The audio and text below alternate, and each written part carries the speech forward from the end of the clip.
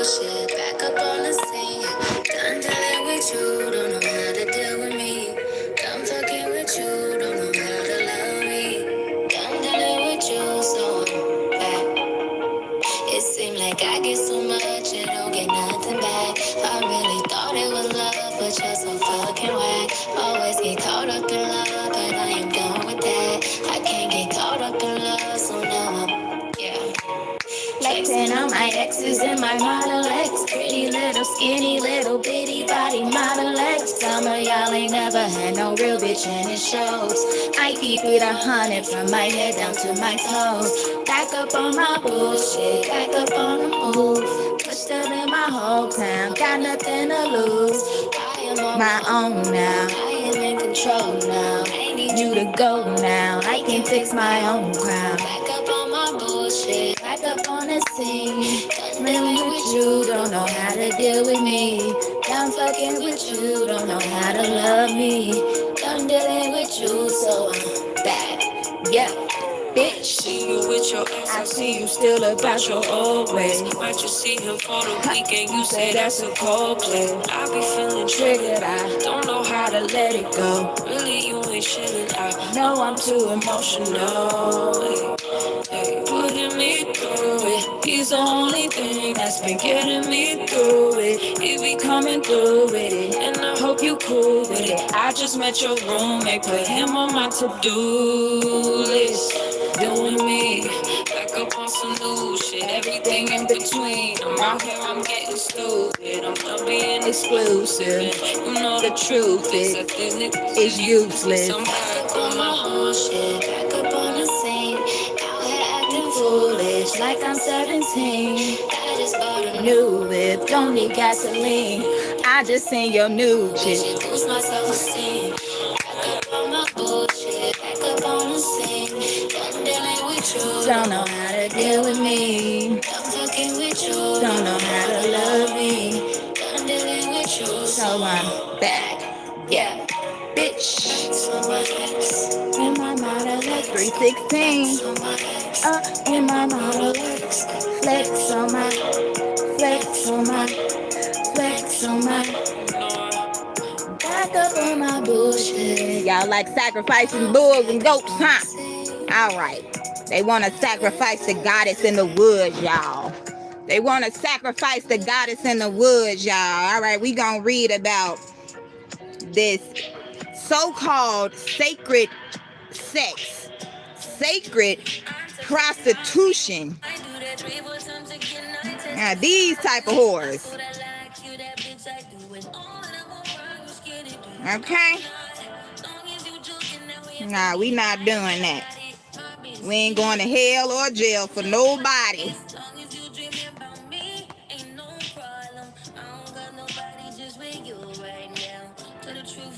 Y'all out here selling y'all souls for penis and pussy. God is not pleased.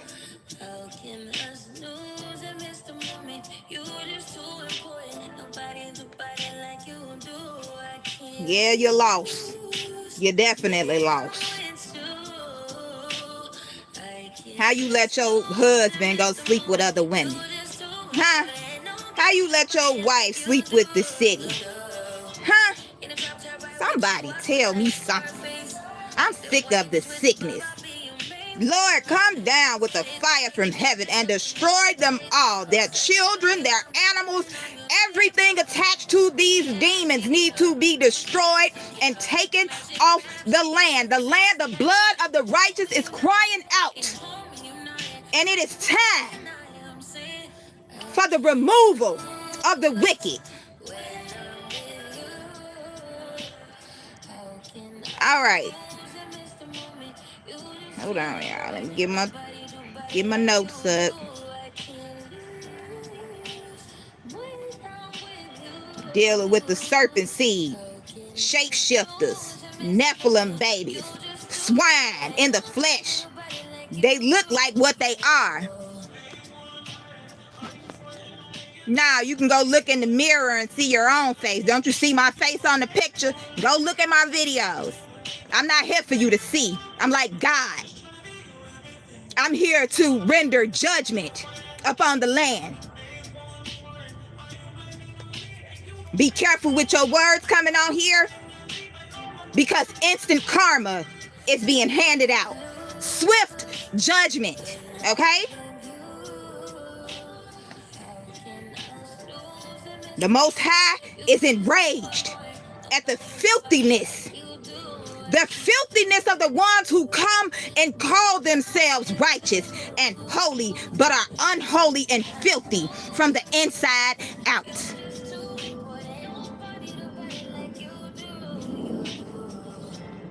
All right, we're going to be reading what a sexual ritual is.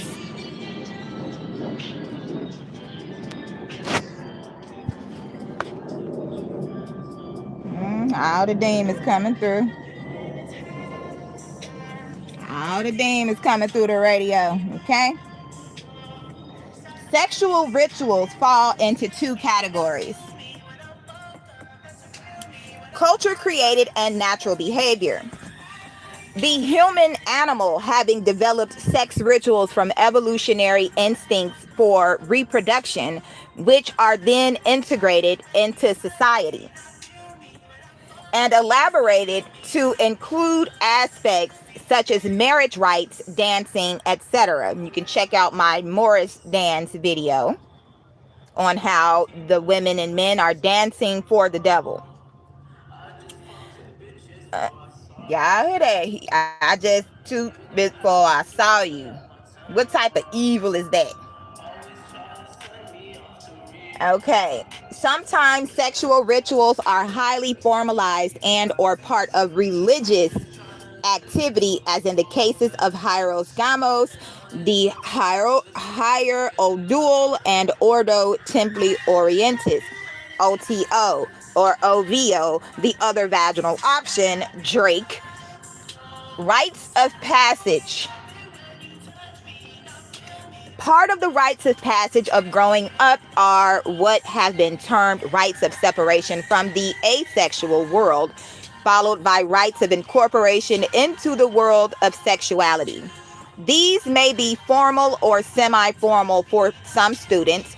Going to college is partly a sexual ritual. Good morning, Rhonda. Like the ceremonial dances of the whooping crane, or take the form of a more private induction, formal and artificial. The impression that a long-established rite was to be enacted among Staffordshire figures and papier-mâché trays, with the compelling detached formality of nightmare. Freud was particularly interested in ethnological accounts of the ceremonial, purely formal ritual or official coitus, which takes place in connection with the taboo of virginity. A wedding as an orgy. Freud also noted that in numerous examples of marriage ceremonies, there can be no doubt that the people other than the bridegroom, for example, his assistants and companions, our traditional groomsmen, were granted full sexual access to the bride. To his followers, the wedding as orgy, with the bride taking on all men present, is the clear historical reality behind the modern jokes and the climatic lineup of gang kissing of the bride by all the men present. That's right, Karen. That's right. So people have been setting up their children 10-4 on the timer. They have been sacrificing their children, their spouses, and family members, friends to these places without even, just giving people up. It's just evil.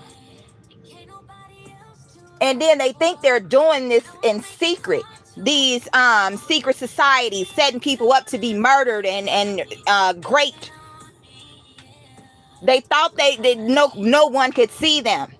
Y'all want to take people into the woods, tear them down, take their gifts, sacrifice and eat the goddess. We know what you're doing.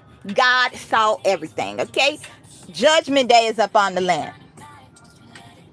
In such a view, other examples of sacred or permitted public coitus of all women with all men do survive. Now I want y'all to think about what's his name? The rat-faced man from Memphis.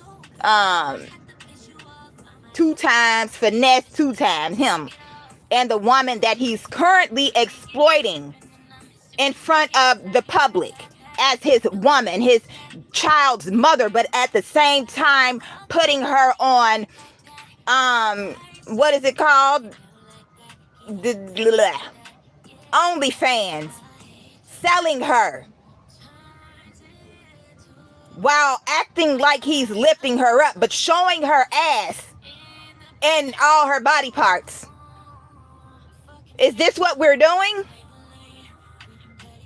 And then you all copy and mimic each other and then try to throw God in it. Then you throw God in it. Throw a little Jesus on it. Everybody like you, huh? Throw a little Jesus on it. No. Be careful of the names that you invoke. Be careful of the gods that you are invoking. You know not what you worship, because you worship Satan in heart, body, and spirit. The interaction ritual. To the sociologist looking upon sexual intercourse as interaction ritual, sexual intercourse is the ritual of love. It both creates and recreates the social tie. Since Durkheim, Dirk, think about it, Lil Dirk. Dirk means dagger, okay? So they are piercing the women as they pierced Christ. If Christ was the woman, which she is, Crystal, okay? They pierced Christ with their penis, then tried to destroy her and lift up the whore. Destroy the woman, her mind, her body, and her soul. They are dragging women to hell using the scriptures. They pull you into a trap, which they think is a trap for you, but it's actually a trap for themselves. God is the original trap God. Y'all want to play with the Most High, his wife, his daughters? Let's go. Using sex as a weapon. Using resources as a weapon. Most High told y'all, you gonna pay that 10%. 14:55. Sister Shia slaying demons at the drop of a dime. Let freedom ring. It's a hell of a time back to the motherland where the goddess resides. Apocalypse in my lips, earthquake in my hips. Feel me when the water drips. Oops, look, made you slip. Oh, yes, she is back and she's tipping the scales. Here to remind you all dogs go to hell. Understand? 14:44 on the timer. Y'all wanted war with God? Well, here it is. So Durkheim rituals need to be repeated periodically as solidarity runs down and symbolizes it. In similar fashion, Margot Anand has pointed out that rituals pervade our daily life and give it a sense of ceremony and celebration. A ritual, through your own unique symbolic gestures, will help you transform your lovemaking into a special and sacred act. So if you know what happened with Puff Daddy, Epstein, all these things go together because they are all one, because they are all legion. Okay, they are connected by these sexual perverted acts that they do amongst each other. They collect these diseases and they try to push the diseases out into the people in order to it's like a transfer, a spiritual transfer. I'll make you sick so I can be healthy. I have to dumb you down in order to make myself feel smart. You're not the righteous one. I am. You're not. I'm not cursed. You are. These people know who they are. They know what their end will be. 1613 on the timer. The law is here, okay? All right. So Irving Goffman has noted the considerable informational delicacy of this form of interaction and how individuals may use darkness to ensure strategic ambiguity. The Bible tells you that these people are a crafty people. They come against the righteous with a crafty counsel, doing things in the dark, behind the scenes. They can't look you in your eyes. They can't say what they want to do to your face because they punks. Scary. Little old me. Who you scared of? You ain't scared of me. You scared of the army behind me. You scared of, you thought I was pussy. But I am a big cat. In perversion, sexual rituals may emerge as a necessary part of sexual activity. For the criminologist, sexual ritual involves repeatedly engaging in an act of or series of acts in a certain manner because of sexual need. Within a relationship, the compulsive libido type takes advantages of opportunities to use the specific sexual ritual that causes intense arousal, and in its stronger form, the compulsive lover can only arouse using the sexual object or ritual. In any relationship, however, a sexual habit that becomes routine or stylized can lead to a sexual ritual. So that if you don't have a way to talk to your partner about your sexual relationship, you may find yourself stuck in sexual rituals that could be limiting your sexual enjoyment. Why do you want to be with someone who can't satisfy you sexually, or they use your sexuality against you? They know that you have a high sex drive, so they'll try to keep sex from you, give it to you when they want to. Okay?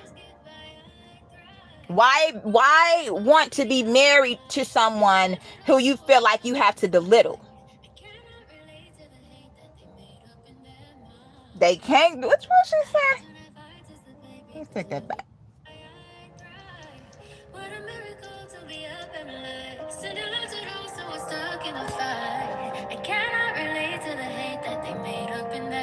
I cannot relate to the hate that they made up in their mind. Come on, Janae. 316s, y'all. 316s. So, as a wife might say, same old technique, same old Lewis. It's you, all right. I'd know that old routine anywhere. Thus, one's sex life may all be about rituals. The ritual of sex in the morning, or the ritual of sex at night, and the ritual of sex at anniversaries, and the ritual of sex at Christmas. You say, tell the police I don't do nothing. Nah, you did it. Dharmic art.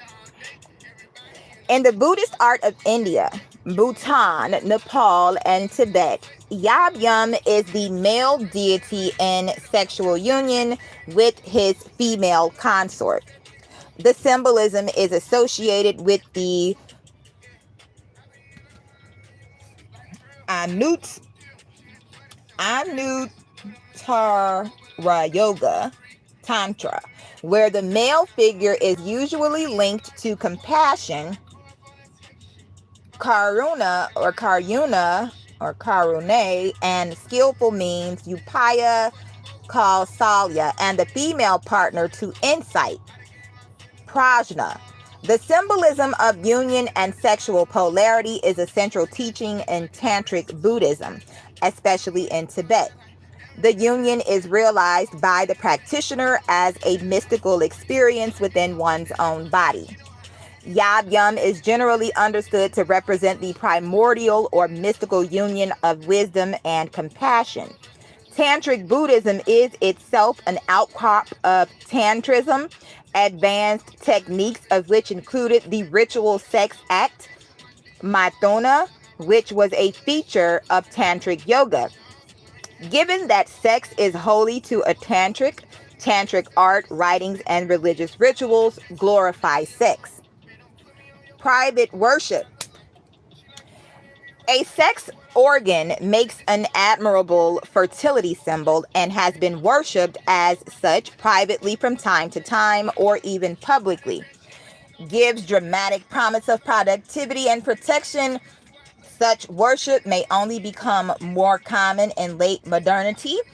As in our secular culture, sexuality often replaces religion as a means of pursuing the meaning of life. Alan Watts maintains that when you are in love with someone, you do indeed see them as a divine being. Through a tremendous outpouring of psychic energy in total devotion and worship for this other person. A woman may want someone who adores me, like he was adoring my breasts with his hands. A man more ambivalently may muse on the white breast he worships. Keyword. Adores is scared of, detest. For Shakespeare, this is the liver vein which makes flesh a deity, a green goose, a goddess, pure idolatry. In the further reaches of Chicklet, the male organ becomes a tower of strength, a tree trunk in girth, the pillar that sustains the universe, a pillar of Hercules sustaining heaven. Evidence perhaps that the phallic religious tendency is alive in the modern and the civilized. Remember the 5 civilized tribes of America. A compulsive fascination with what Jung termed the phallus as the quintessence of life and fruitfulness. Correspondingly, the Western adept may borrow in the quest to create a sacred space names given to the vagina in the East, including Valley of Joy. Joy is my cousin who is actually born the same day as me, okay? I am a Pisces born February 19th, basically under the sign of the love goddess of war and sex, the goddess Aphrodite, okay? Bet you won't say nothing and get put out while you laughing. You're going to laugh yourself right into hell.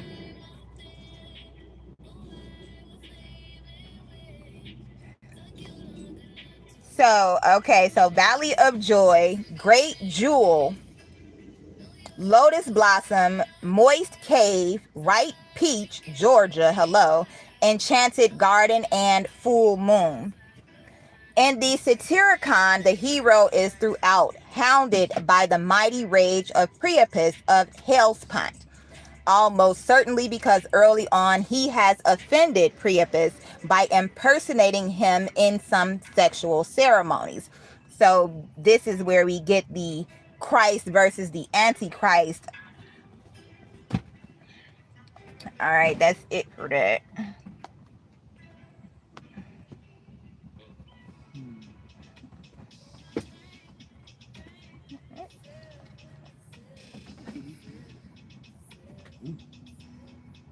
Yeah, that's Mars. No. Man.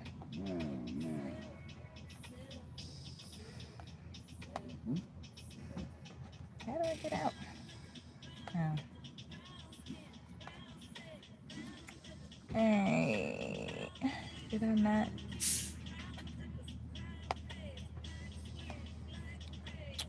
One second.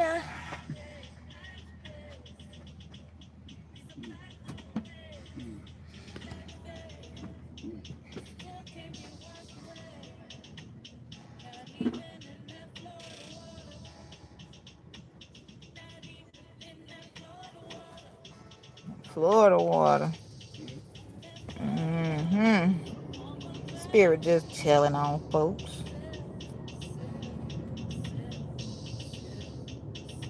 Alright, give me 1 second. I thought I had it down.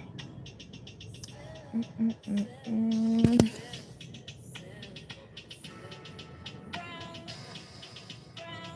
Brown liquor, brown sugar. Mm-hmm. Speak, spirit.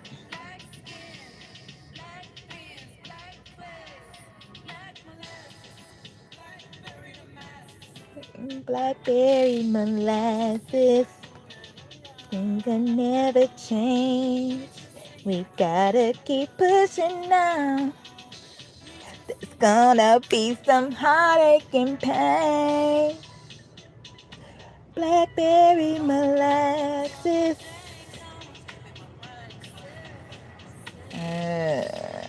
Alright, sacred prostitution.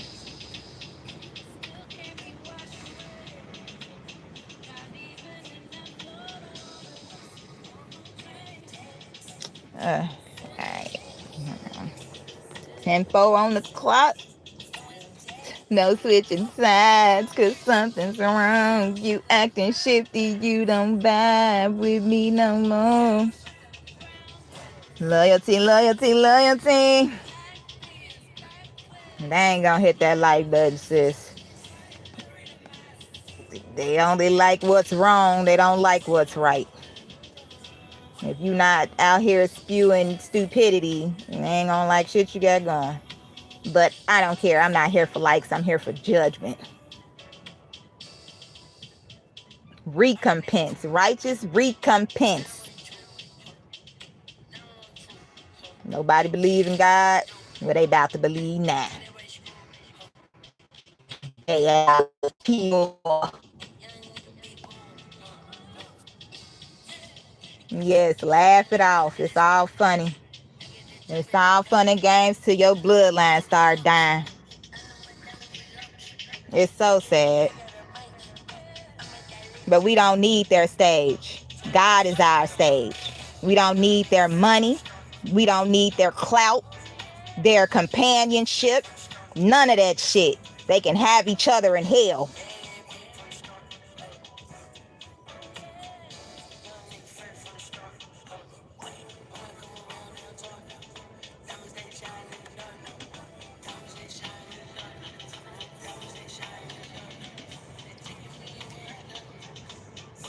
All right. This is a Wikipedia sacred prostitution article. Let me save it right quick.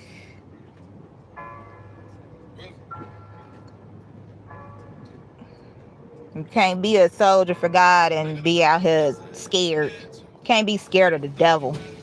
Stand up for righteousness. Stand up for holiness. Stand up for real marriage, holy marriage, sacred, real sacred sex. Not what the masses consider sacred.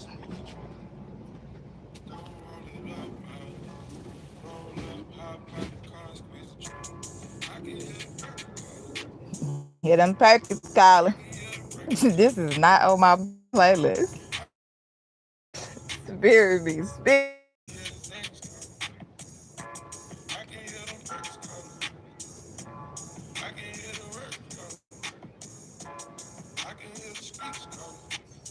Streets calling. Thinking about them nicks I hit, I had to. Thinking about the viewers that I had you. Thinking about that cash like it's fast food. I'm thinking about this cash like it's fast food. They tell you what they want. It's all about the money. Nah, ain't no forgiveness for willful sin.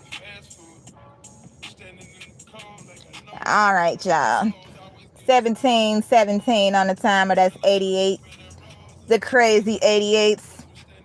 Back to the future.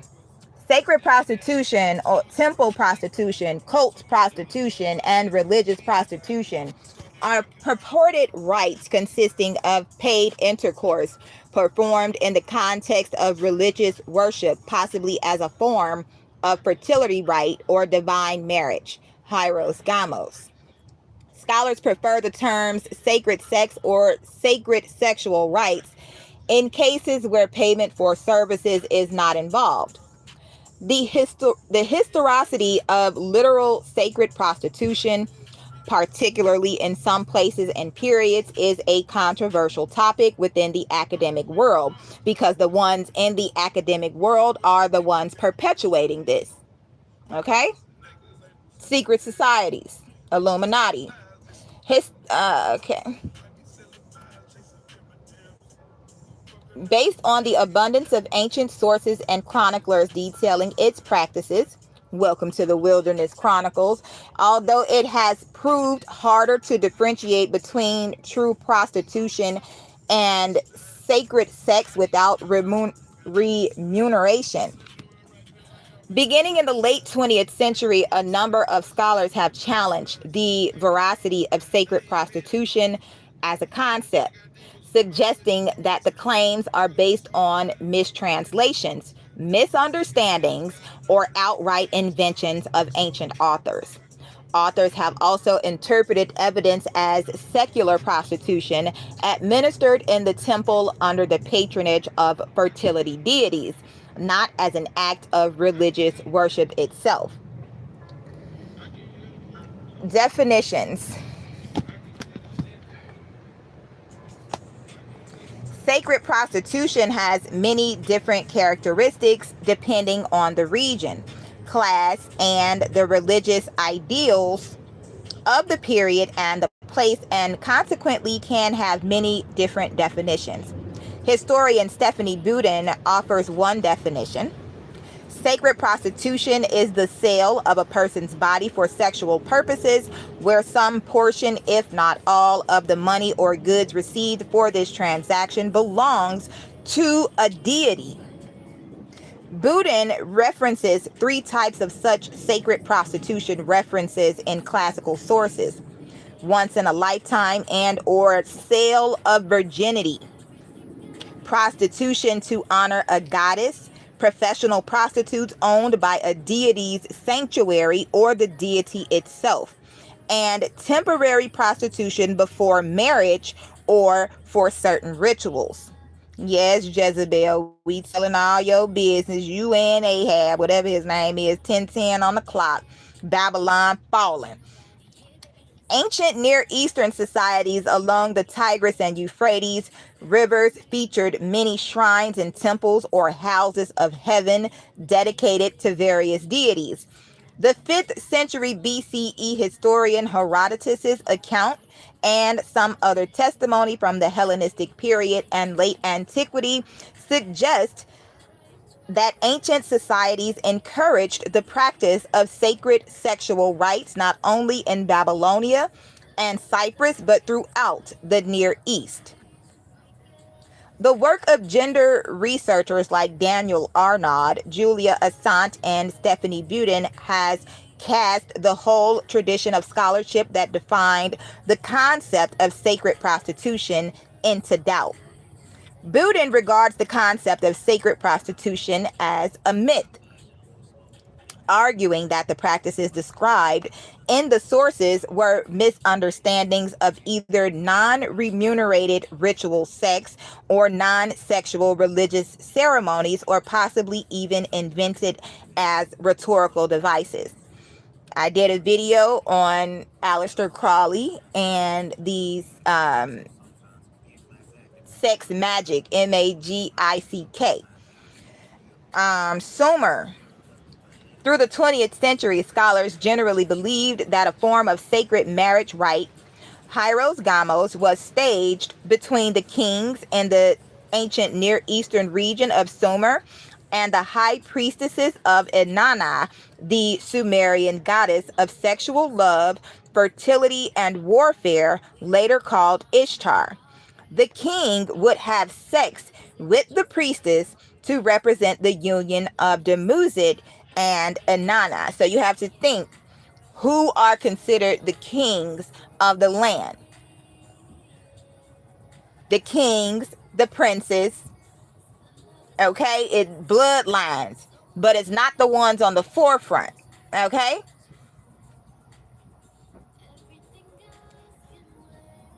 According to the noted Assyriologist Samuel Noah Kramer, the kings would further establish their legitimacy by taking part in a ritual sexual act in the temple of the fertility goddess Ishtar every year on the 10th day of the New Year festival, Akitu.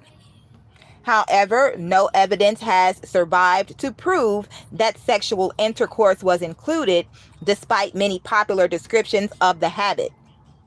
It is possible that these unions never occurred, but were embellishments to the image of the king. Hymns which praise ancient Near Eastern kings for coupling with the goddess Ishtar often speak of them as running 320 kilometers or 200 miles, offering sacrifices, feasting with the sun god Utu, and receiving a royal crown from An, all in a single day. Some modern historians argue in the same direction, though their posture has been disputed. Babylonia. According to Herodotus, the rites performed at these temples included sexual intercourse, or what scholars later called sacred sexual rites. The foulest Babylonian custom is that which compels every woman of the land to sit in the temple of Aphrodite or Ishtar and have intercourse with some stranger at least once in her life. 3-4 on the people and likes. A hoe. There's a hoe. There's some hoes in this house. There's some hoes in this house. There's some hoes in this house. If you see them, point them out. You see them, point them out. Okay, so many women who are rich and proud. What month are we in? The month Pride. Okay, Pride comes before the fall. Hello. They rich and proud and disdain to mingle with the rest, drive to the temple in covered carriages drawn by teams and stand there with a great retinue of attendants. So they want to be hidden whores. They want to be whores, but they want to hide. Put your wholeness on your chest, hoe. Say you a hoe. With the same pride that you be doing that witchcraft in the dark with, okay? Hey. But most sit down in the sacred plot of Aphrodite with crowns of cord on their heads. There is a great multitude of women coming and going. Passages marked by line run every way through the crowd, by which the men pass and make their choice. Once a woman has taken her place there, she does not go away to her home before some stranger has cast money into her lap and had intercourse with her outside the temple. But while he casts the money, he must say, "I invite you in the name of my Mylitta." It does not matter what sum the money is, the woman will never refuse. Cash make the coochie go woo woo. For that would be a sin, the money being by this act made sacred. So she follows the first man who cast it and rejects no one. After their intercourse, having discharged her sacred duty to the goddess, she goes away to her home, and thereafter there is no bribe, however great, that will get her. So then the women that are fair and tall, okay, are soon free to depart, but the uncomely have long to wait because they cannot fulfill the law. For some of them remain for 3 years or 4. There's that hoe again. 3 years or 4. 304. There is a custom like this in some parts of Cyprus. Cypress Hill. What's the name of the song? Insane in the membrane. Insane in the brain. The British anthropologist James Fraser accumulated citations to prove this in a chapter of his magnum opus, The Golden Bough, 1890 to 1915, and this has served as a starting point for several generations of scholars. Fraser and Henriques distinguished two major forms of sacred sexual rights: temporary right of unwed girls, with variants such as dowry sexual right, pastor dow, or as public defloration of a bride and lifelong sexual right. However, Fraser took his sources mostly from authors of late antiquity, 150 to 500 AD, not from the classical or Hellenistic periods. This raises questions as to whether the phenomenon of temple sexual rights can be generalized to the whole of the ancient world, as earlier scholars typically did. Remember, Satan has deceived the whole world. In Hammurabi's Code of Laws, I keep seeing 613, the law, the rights and good name of female sacred sexual priestesses were protected. So they protect the whores, okay? It be the same men who claim they don't like hoes that are protecting the name of the whores. You already know, rolling. We rolling. Rolling on the river. Give up two. All right. Yeah. Come on, y'all. Let go. All right. So the same legislation that protected married women from slander applied to them and their children. They could inherit property from their fathers, collect income from land worked by their brothers, and dispose of property. These rights have been described as extraordinary, taking into account the role of women at that time. What I say, put them hoes on the chopping block. Terms associated with temple prostitution in Sumer and Babylonia. All translations are sourced from the Pennsylvania Sumerian Dictionary. Akkadian terms were used in the Akkadian Empire, Assyria, and Babylonia. The terms themselves come from lexical profession lists on tablets dating back to the early dynastic period.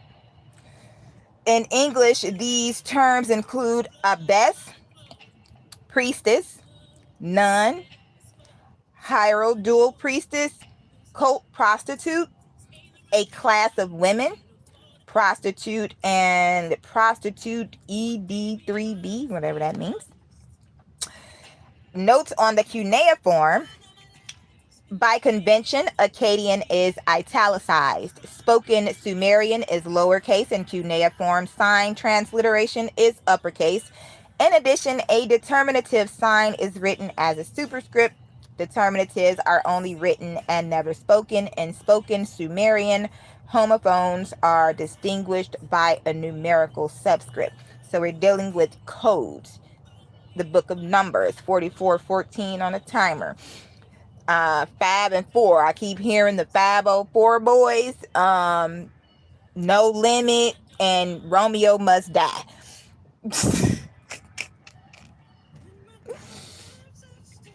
Okay, so the Hittites. The Hittites practiced sacred prostitution as part of a cult of deities, including the worship of a mated pair of deities, a bull god and a lion goddess. While in later days, it was the mother goddess who became prominent, representing fertility, and in Phoenicia, the goddess who presided over human birth. Testimony, my ex-husband calls himself the bull. He actually looks like the fucking Chicago bull himself. And I know he sold me out. Tried to sacrifice me. Yeah, I know, nigga. You gonna die. Your kids gonna die. Everybody gonna die. Alright? Phoenicia. It has been argued that sacred prostitution worked by both males. Yeah, Chicago is the land of Baal. They've been worshiping there for years. Think it's a coincidence they have a bull as a mascot, then right next door in Indiana they have the pitchfork. Hello? This ain't no funeral home. This ain't the mortuary neither. Welcome to hell, motherfuckers. Hey, it would be dedicated to the deities Astarte and Adonis. Who is Adonis? That's Drake's son. What does Drake mean? Little dragon. And sometimes performed as a festival or a social rite in the city of Byblos, Afqua, and Baalbek, later named Heliopolis, which I believe is Memphis, as well as the nearby Syrian city of Palmyra. So my year's going down. Basement, Friday the 13th. Guess who's playing Jason? You better hold on to your teddy. It's Nightmare on Elm Street. And guess who's playing Freddy? Chef's cooking for me. They say my shoe game crazy. The mental side, I'm looking for me. I'm in that wham bam, purple lamb bam, but you been a fan. At the Etruscan site of Pergi, a center of worship of the Eastern goddess Astarte, archaeologists identified a temple consecrated to her and built with at least 17 small rooms. What's today? The 17th. 17, 1024, 1 and 24 elders. Did he come through? My people. You too, Sister Bonda. Love you. Be safe on that highway. My people in Mississippi live on Route 17, okay? 17 small rooms that may have served as quarters for temple prostitutes. I have 12 aunts, okay? 12 great aunts, I mean. So a coven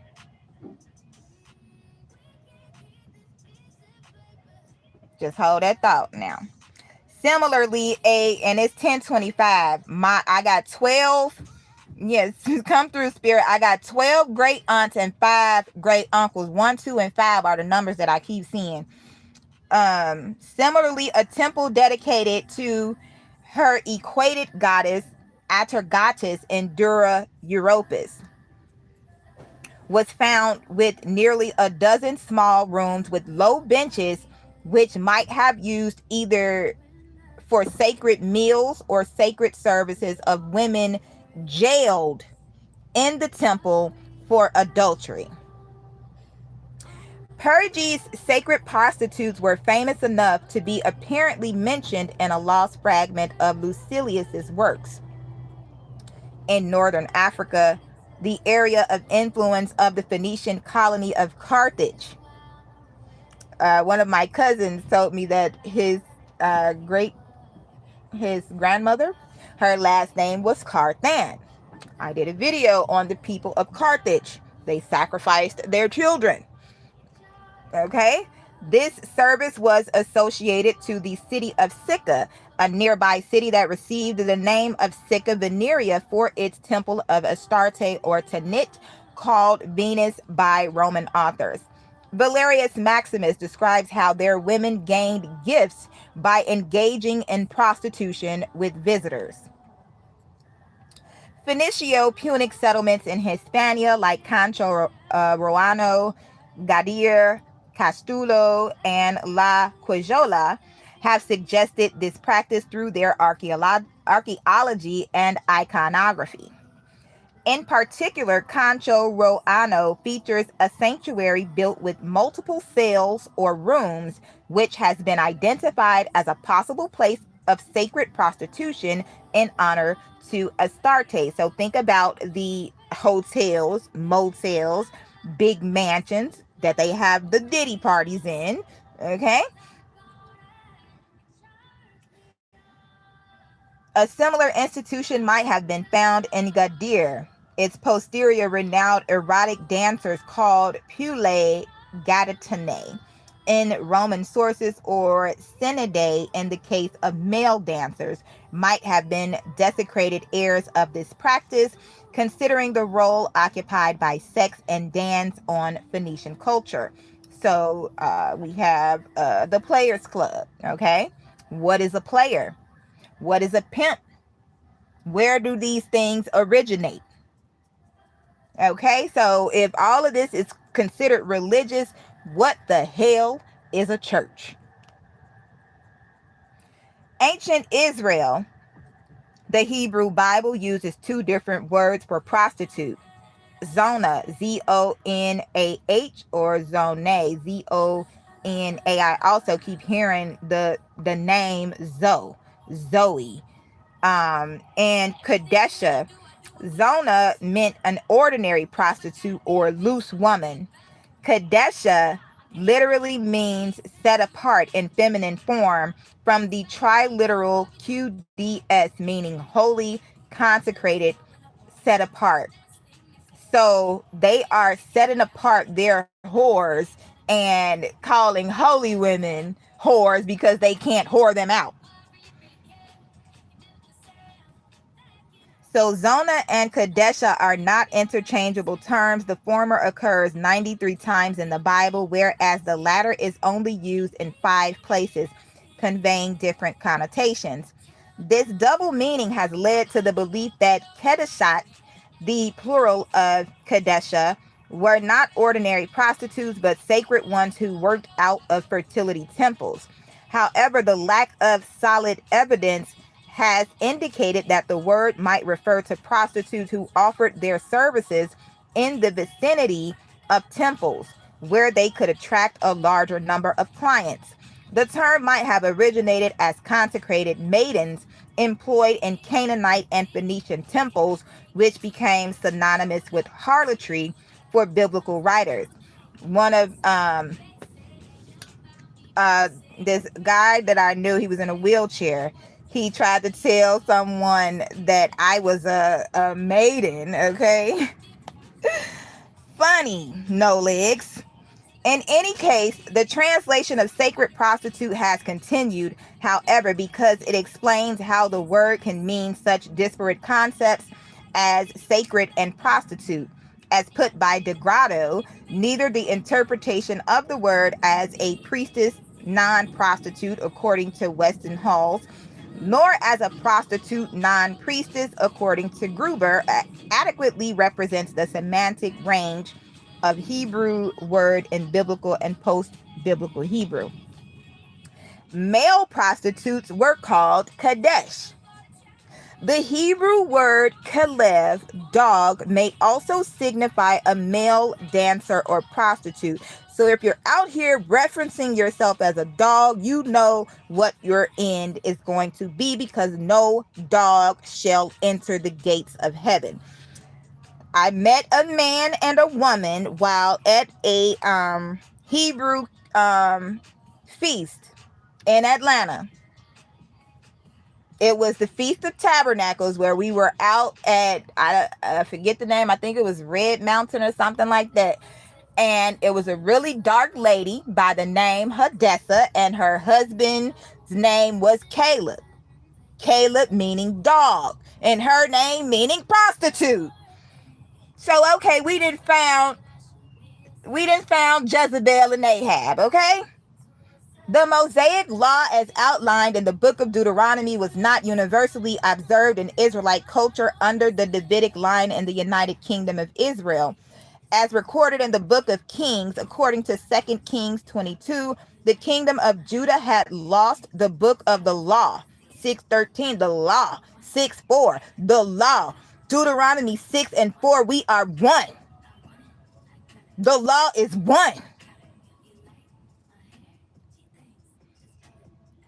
During the reign of King Josiah, Hilkiah and the high priest of Israel discovered it in the house of the Lord and realized that the people have disobeyed, particularly regarding prostitution. Ancient Greece and Hellenistic world.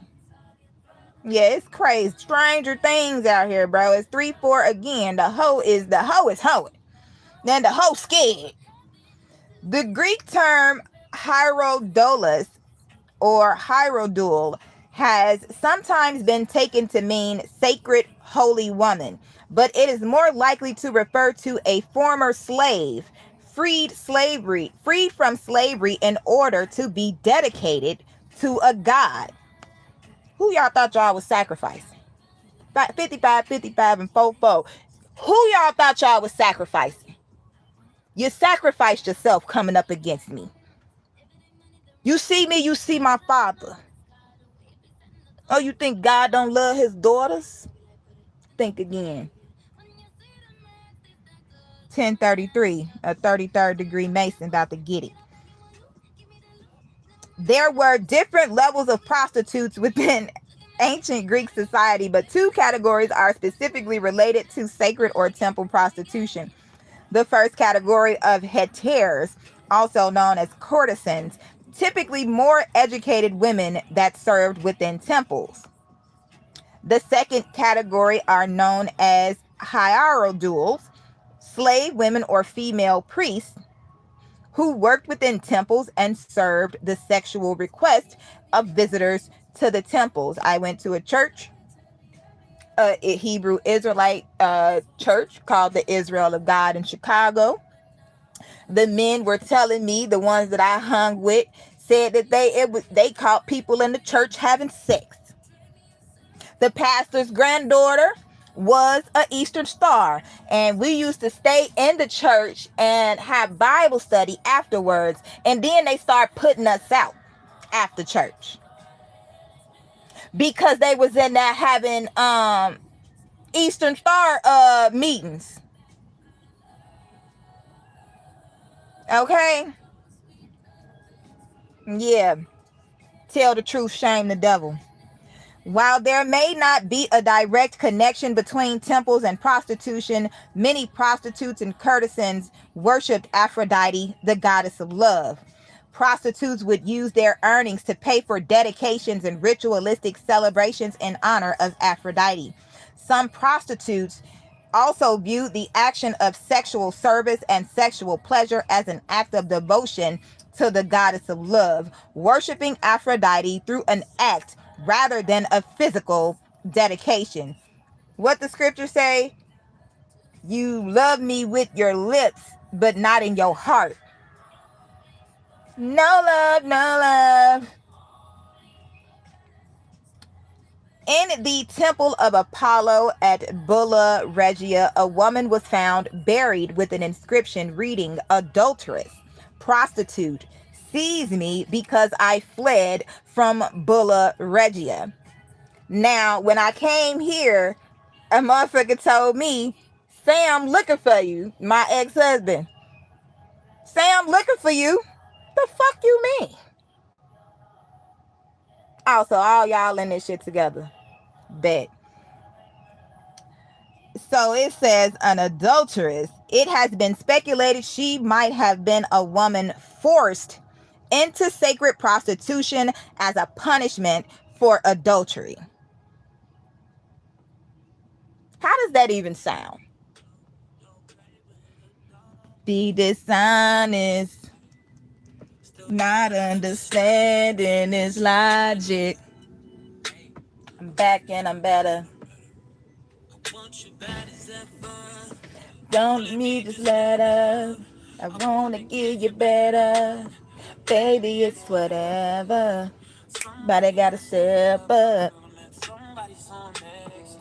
Be damned if I let him catch up. It's easy to see that you're fed up. I am on a whole nother level. I only fucked you over because you let him. I bet you didn't know any better. That man didn't show any effort. Do all I can just to show you you're special. Come through, spirit. Look at this guy. Pull up skirt. Get in the right. The other is gripping your thing. But slipping it high. You deserve what you've been missing. You must be tripping. Just with me. Don't. Alright. Don't. Alright, the temples of Aphrodite. Said he keeps on playing games and the loving ain't the same. Don't know what to say, 'cause what a shame. You would not get the same. If you were mine, you would top everything. Switching lanes, that thing so far, baby, no propane. What can I be frank? Keep it 100. No same. The reason that I'm feeling this way. Oh, baby. Tempo. No switching sides. All right. The act of sacred prostitution within the temple of Aphrodite in the city of Corinth was well known and well spread. Greek writer philosopher Strabo comments the temple of Aphrodite was so rich that it owned 1,000 temple slaves, courtesans, whom both men and women had dedicated to the goddess. So if she is the temple, her body is the temple, okay? If Jesus came in the flesh, did not his mother? Hello. So they get money from sleeping with the goddess. Sleeping with the goddess brings abundance. But when you sleep with the goddess, you gotta leave offering. Huh? You gotta pay tithes for that. What Lil Wayne say? What Lil Wayne say? Yeah, what song is that?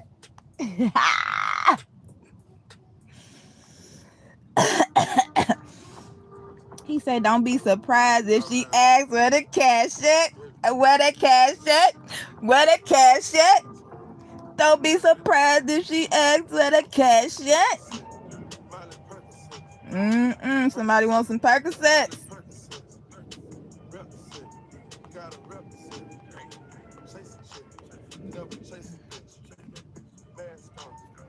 Mask off. Mask off. Fuck it, mask off.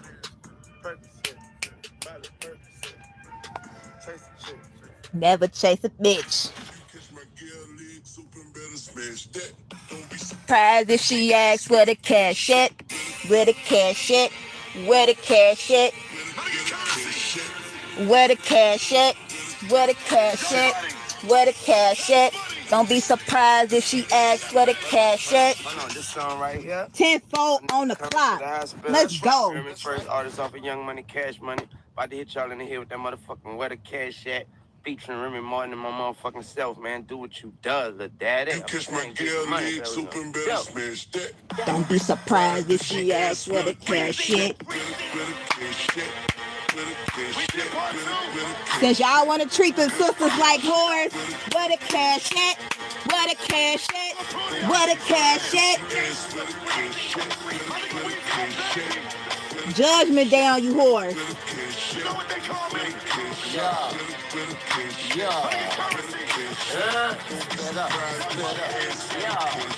Bitches come a dime a dozen. I fuck them sisters, cousins. It's a revolving door. Players Club, huh? Big Five. I tell her put them shoes on and keep my paper. Tricks off of kids. Put my Mac down just like a G supposed to. And if she Silly rabbit. with it, then she sleeping over. I got them creeping over. We do it in the soda. Sneaky, sneaky, sneaking and geeking. Them niggas down below us. Baby, below us. I'm trying to get inside that thing that sit between your shoulders. I'm talking large totals. I'm talking large motors. I'm talking burning rubber that melted Pirelli odor. I'm hopping out of Lotus. You looking at my bitch. The land of Tyree. The seat of Satan. Huh? 555. Yeah, it's my time. Sister Shia slaying demons at the drop of a dime. Let freedom ring, it's a hell of a time. Back to the motherland where the goddess resides. Fuck y'all thought this was. Fuck y'all thought this was. Welcome to real church. Welcome to the real church. Huh? Huh? Huh? We gonna laugh off the apocalypse while these bitches burn in their drawers.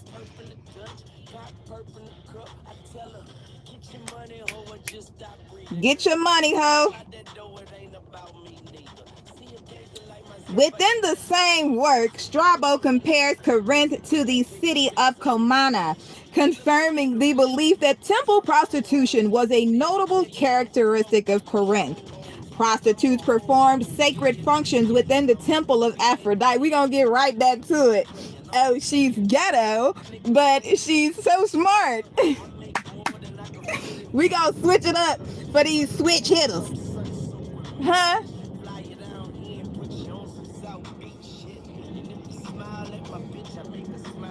If you smile at my bitch, I make her smile back. Where the cash shit? Where the cash shit? Love you more, Samia. Reincarnated, I was stargazing. Life goes on, honey. Oh, my babies. Oh.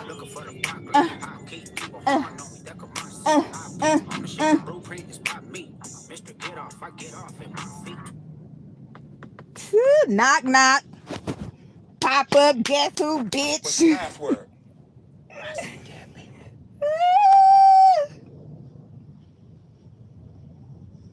All right. So the prostitutes performed sacred functions within the temple of Aphrodite. They would often burn incense in honor of Aphrodite. 10:44 on the timer. Y'all know what time it is. 144,000, baby. The 9, the divine. Huh? It's time. Who got the clock? Huh? Y'all timed and ran out. Huh? Turn that TV off. Star Stockton. Huh? Come on. Beat your ass and have the Bible if God watching. Fuck out of here. Pop out his shoulders. I'm the one to up the score with him. I know he got some hoe in him. Hey, I hear you like I'm young. You better not ever go to cell block 1. Yeah, love. Just make sure you hide your little sister from him.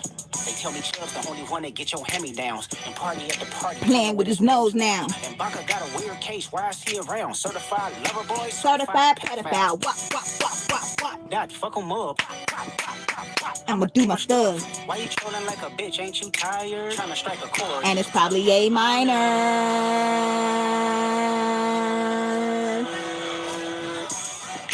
They not like us. They not like us. They not like us. They not like us. They not like us. They not like us. If they gon' let you disrespect Pop, nigga, I think that Oakland show gon' be a let's stop, nigga. They cold foul. I don't know why you still pretending. What is the album? Bird niggas and bird bitches. Go. The audience not dumb. Shape the stories how you want. Hatred. They not slow. Hold is still deep. I can go further. I promise. Ain't there something be rest for bitches? You Malibu's most wanted. Ain't no love boy. You ball boy. Fish Gatorade or something. Since 2009. I'm crip walking, y'all. You niggas be veggie. Be flipped over your boxes. We're over your foe. The other vaginal option, pussy. Nigga better straighten they posture. Got famous all up in content. Might write this with a doctor. Tell a pop star quit hiding. Fuck a caption, won't action. No accident. I'm hands on. He fuck around, get polished. Fucked on Wayne Grow like he was in jail. That's conniving. Then get his face tatted like a bitch apologizing. I'm glad D-Rose came home. Y'all didn't deserve him neither. From Alondra down to Central. Nigga better not speak on Serena. And your homeboy needs a subpoena. Them predators running flocks. That name gotta be registered and placed on neighborhood watch. I lean on you niggas like another line of walk. Yeah, it's all eyes on me and I'ma send it up the box. Ay, put the wrong label on me. I'ma get them dropped. Ay, sweet chin music and I won't pass the ox. Hey, how many stocks do I really have in stock? Ay, 1, 2, 3, 4, 5 plus 5. Ay, devil is a lie. He a 69 guy. Ay, freaky ass niggas need to Stay their ass inside. Ay, Like a fresh pack of Zai. Ay, city is back up, it's a must. We outside. Fuck. They not like us. They not like us. They not like us. They not like us. They not like us. They not like us. Once upon a time, all of us Was in chains. Homie still double down, Calling us some slaves. Atlanta was the mecca, building railroads and trains. Bear with me for a second. Let me put y'all on game. The settlers was using town folk to make them richer. Fast forward 2024, you got the same agenda. You run to Atlanta When you need a check balance. Let me break it down for you. This the real nigga challenge. You call future when you didn't see the club.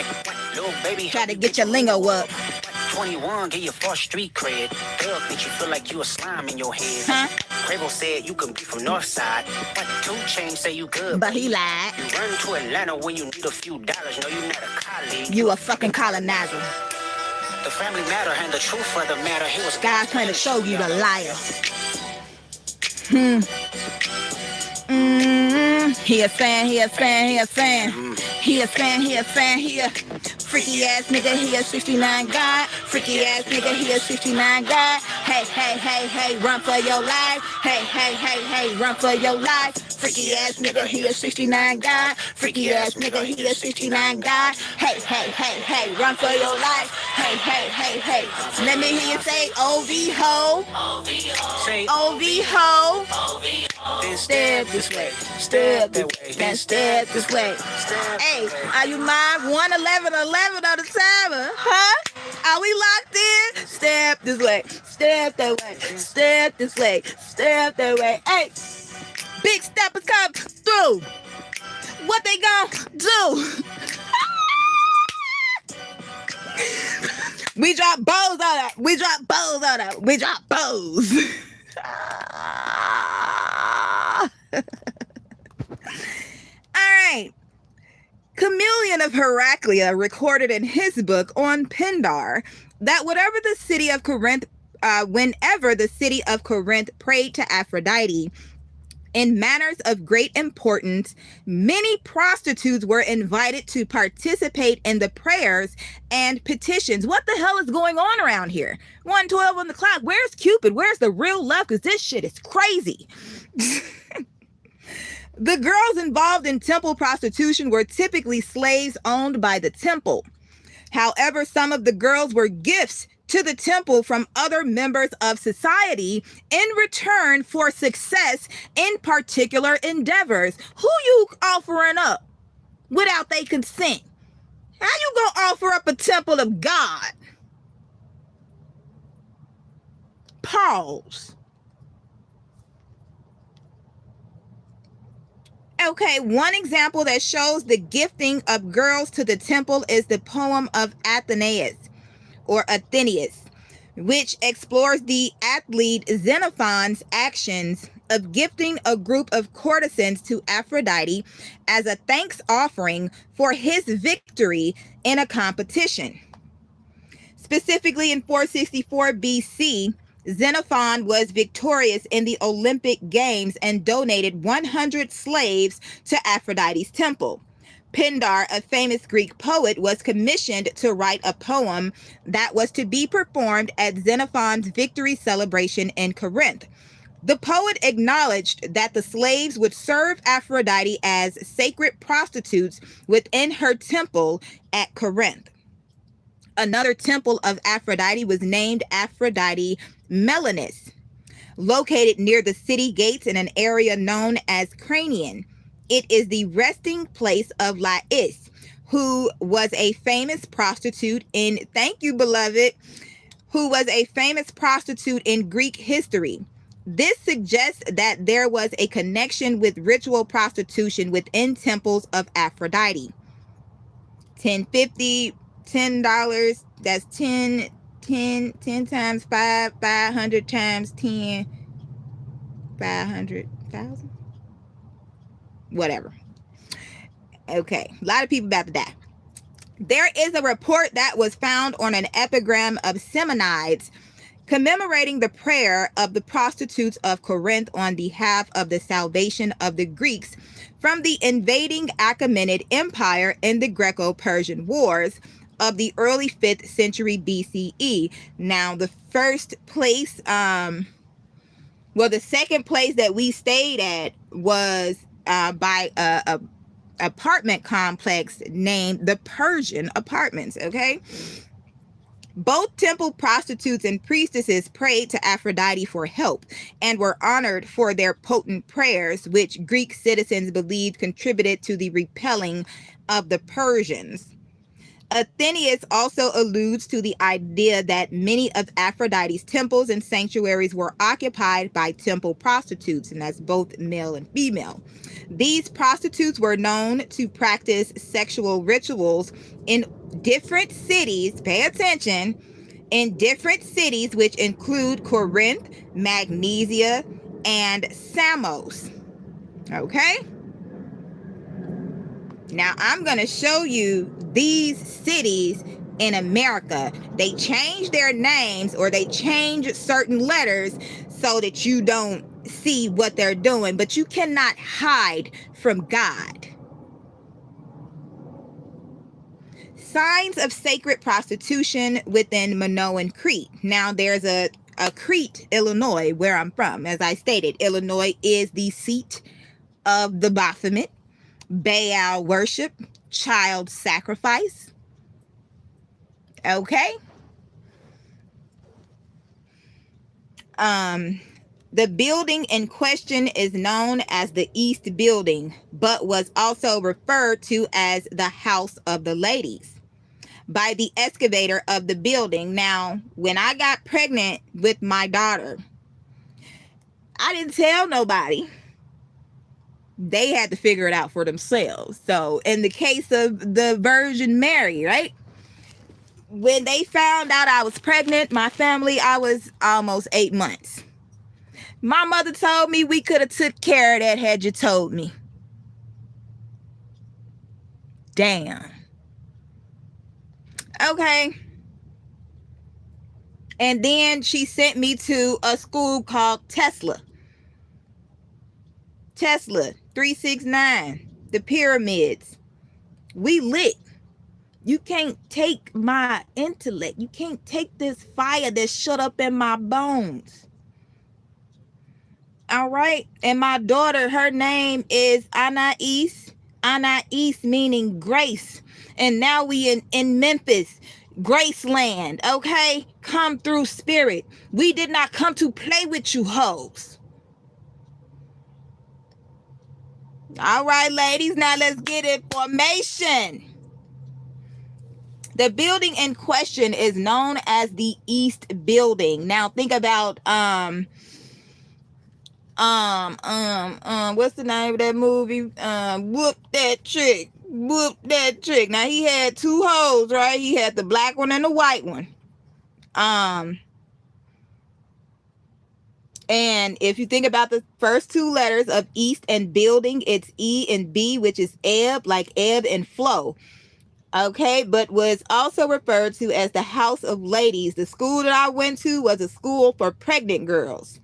Okay, so they've been secretly having these covens in schools and secretly initiating their children without them knowing. Okay. Some believe that the architecture of this building seemed to reflect the grooming needs of women, but could also have been a brothel for high status individuals. Now, I met this so-called Hebrew Israelite woman in Atlanta. 10:55 on the clock. 10:10, toes down. 10 toes down. The woman, I had a radio show going or whatever, and she wanted to be a part of it or whatever. Okay, cool. But the story that she told me, now I'm a Pisces, so I just sit back and listen to people. And at this point, I don't know if I was really listening to them talk or if I was hearing motherfuckers' thoughts. Well, she told me that she said that her husband had left her for a younger woman. But she told me that her and her husband was at a party having sex all around the house while everybody was asleep or some crazy shit like that. What, bitch? What? Is you cool, hoe? Okay, man. Woo, Lord. Yeah. Okay. So the structure of the interior of the building seemed to suggest that the building was used for prostitution. Large clay vats, typically used for bathing, were found within the building, along with successive doors within the corridors. The successive doors suggested privacy, and within the time period was associated with two functions: storage of valuable goods and protection of the private moments of its residents. Because the ground floors were found practically empty, the possibility that the building was used for prostitution increases. When I went to Atlanta, y'all, I told them 1-2-15 on the clock. When I went down there, yes, hustle and flow. Thank you. When I went to Atlanta, this is when Spirit bust my third eye wide open. And they say, bitch, they down here fucking. Everybody's fucking in a circle. Men in a circle, stuck together like dogs. 1, 2, 4 in the time of daddy come through. I kept having premonitions of men in a circle. I said, Lord, what is this? No, Lord, say it ain't so, Lord. Say it ain't so, Lord. And they get mad when you find out what they doing in the dark. You don't come to no light being with them secrets. I can smell them. Okay? Now, okay. There were also religious embellishments found within the East building, such as vases and other vessels that seemed to be connected to religious rituals. Now, I also threw everything away that anybody gave me. 226, you already know. You already know. Gang, gang. Gang, gang. And 226 is 26 plus 2 is 28, which is 10. Same thing as me. Number 1. Okay? We are them ones, okay? Then they don't want no smoke. They don't want no more beef. Huh? Beyond meat. Shit. Come on now. Okay, so the vases and the vessels were connected, and somebody gave me a vase when I was in Atlanta. I threw all that shit away. I started feeling all the energy coming from anything people had gave to me. And it was so crazy how when I was originally getting ready to go to Atlanta, couldn't nobody help me. I had put out a GoFundMe to get the money that I needed to go down. Then all of a sudden, everybody wanted to help me go. And everybody wanted to give me something. It's called attachments, entity attachments. Be careful who you letting up in your house. I don't care who it is. The vessels were covered in motifs related to sacrilegious rituals, such as the sacral knot and the image of birds flying freely. The functions of the vessels would have been offering food or liquid in relation to the rituals. Combining these two factors, it is a possibility that sacred prostitution existed within this building. So they are using housing as buildings of sacred sex.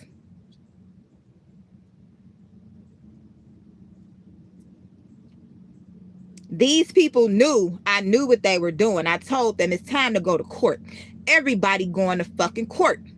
And I'm talking about spiritual court, whores.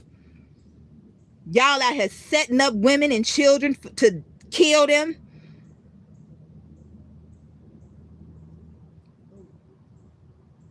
It's going down. Tried to say I was doing something to my son. 1 and 24 on the clock again. Come through, daddy. Motherfuckers then lied to the police about me. Motherfuckers got cases on me. Like, my baby daddy tried to set me up. Act like he ain't know where I was at. Then motherfuckers act like they couldn't help me when I had to go to court. I'm not fucking with none of y'all. I don't fuck with you. 1101. So the Hellenistic world and the Greek influenced and colonized world, sacred prostitution was known in Cyprus. Greek settled since 1100 BC. Sicily, Hellenized since 750 BC in the kingdom of Pontus. Pontius Pilate, who was the one who crucified Christ. 8th century BC, and in Cappadocia, 330 BC, Hellenized. 2nd Maccabees chapter 6 verses 4 through 5 describes sacred prostitution in the Second Temple under the reign of the Hellenistic ruler Antiochus IV Epiphanes. Cyprus, a passage in Herodotus explains a Babylonian custom where before marriage, girls had to offer themselves for sex, presumably within a temple, as required by rights of a goddess equivalent to Aphrodite in their culture. Herodotus records that a similar practice or custom took place within Cyprus, with girls offering themselves up for sex as required by the rites of Aphrodite. Ennius and Ovid corroborate each other on the idea that Aphrodite established the act of prostitution within the city of Cyprus. A temple of Kition also shows evidence of sacred prostitution. On a marble plaque, it lists sacred prostitutes among other professions, bakers, scribes, barbers, that were part of ritual personnel at some Cypriot temples. Now let's take a look at that scripture about the baker and the water bearer. Yeah, big spiritual warfare, but they came for the wrong one.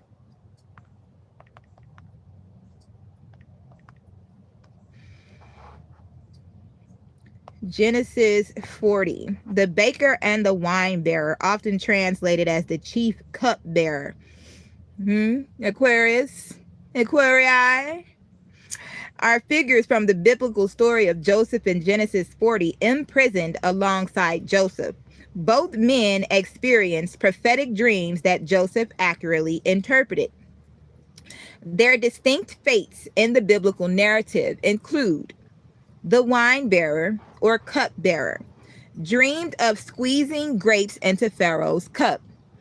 Joseph interpreted this to mean he would be restored to his position in 3 days.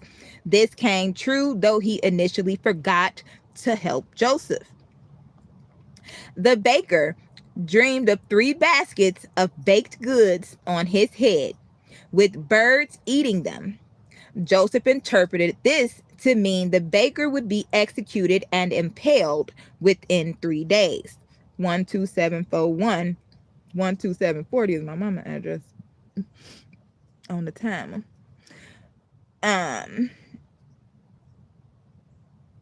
So that came to pass. Historically and culturally, these attendants held positions of high trust as they safeguarded the king against poison or plots.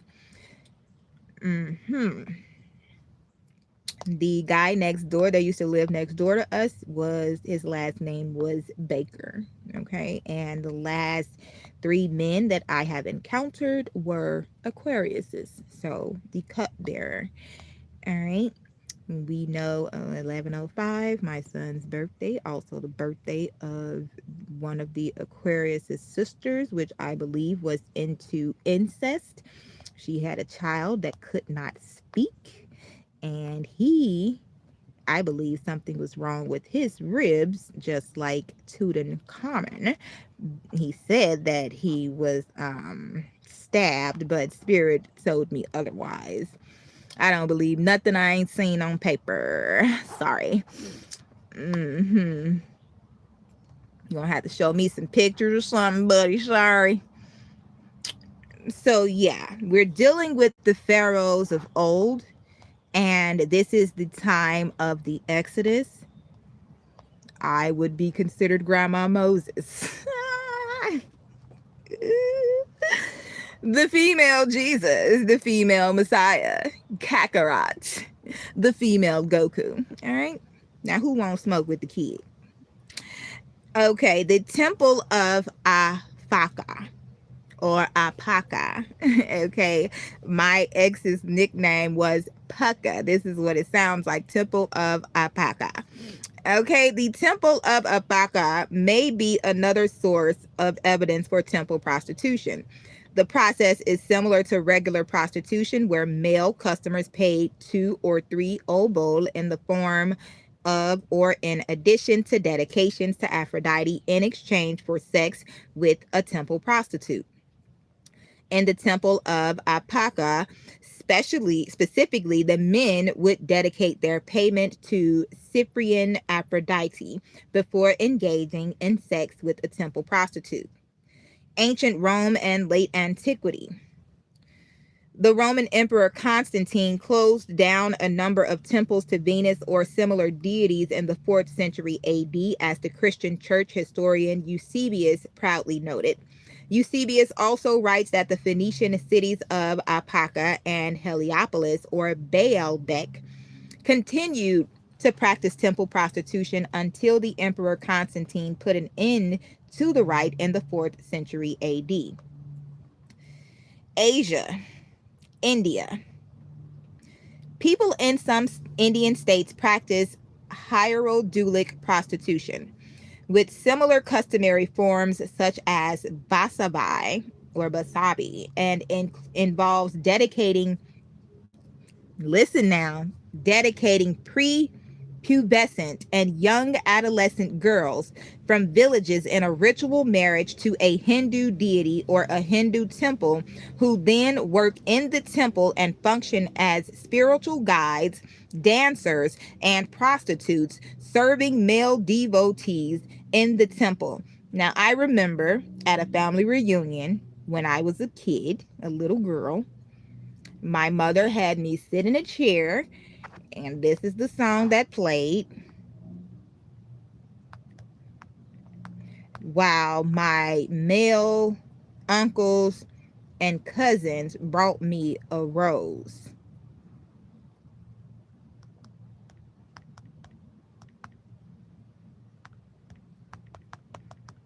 Now y'all tell me how y'all feel about that. This the song that was playing. I had to be like 10 or younger.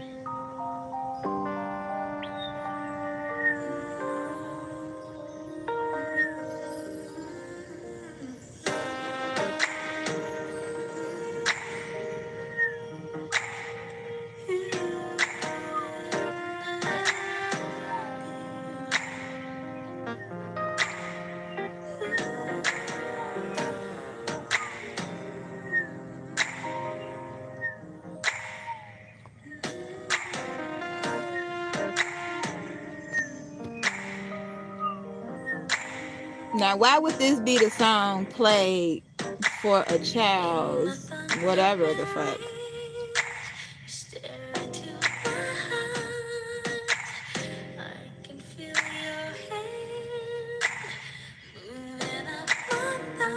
One 333 on the timer. Recollection. Total recall, baby. Levi, what have you done?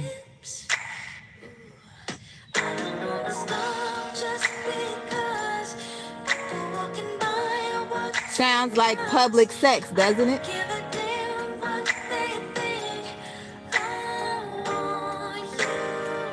One 333.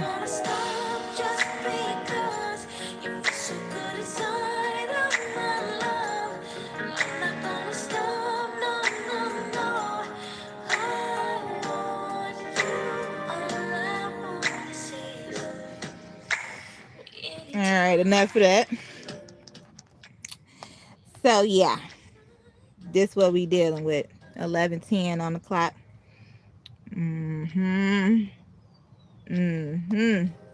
Lord have mercy.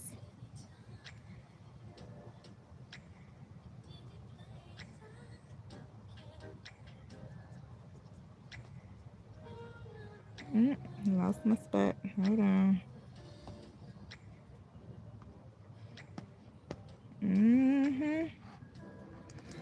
Yeah, I hear you.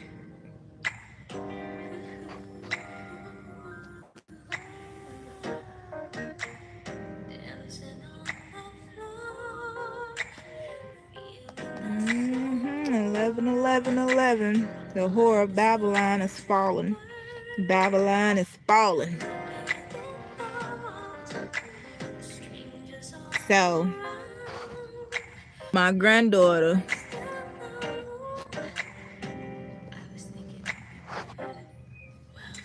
my granddaughter's name is London. Okay, London Jones. The man I'm with, he got a daughter named London Jones. Now, what do you get when you call London Baby Lon? Huh? What do you get when you call London Baby Lon? It's Babylon. serpent seed.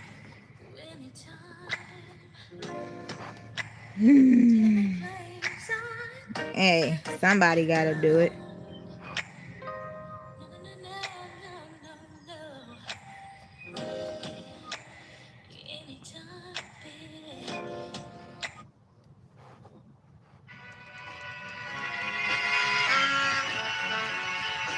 All I ever wanted was a black grand national, being rational. Give them what they ask for. It's not enough, but it's not enough. You better really step, but it's not enough. Say you bigger than myself, but it's not enough. I get on their ass, and somebody gotta do it. I make the niggas mad, somebody gotta do it. I take the G-Pad. Watch a nigga do it. We survived outside out from the music, nigga. Watch. They like what she on. It's the Alpha and Omega, bitch. Welcome home. This is not a song. What? This is a revelation. How to get a nigga gone? You a man, baby. I don't understand, baby. Pay your bill and make you feel protected like I can, baby. Teach you something if you need correction. That's the plan, baby. Don't put your life in these weird niggas' hands, baby.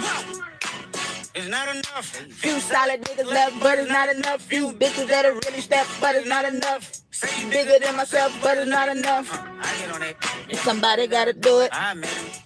Somebody gotta do it. I take the G-Pad. Watch a nigga do it. We survived outside, all from the music. Hey, turn this TV off. And with my type of activity, then don't you get involved. Hey, what? How many shit I seen? Send them all. Take a risk or take a trip, you know I'm Tripping for my dog. Who you with? Couple sergeants What? and lieutenants for the get back. This revolution What? been televised. I fell through with the knickknacks. Hey, young, get your chili up. Yeah, I meant that. Hey, blackout. They act out, yeah, I did that. Hey, what's up? Go. I hit them, just hating on them. And they both hoes. I hate them, hating on them.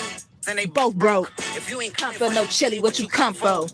Feel like he entitled Cause he knew me since a kid. Cut my granny off and she don't see it how I see it. got a big mouth. But he lack big ideas, send him to the moon, that's just how I feel.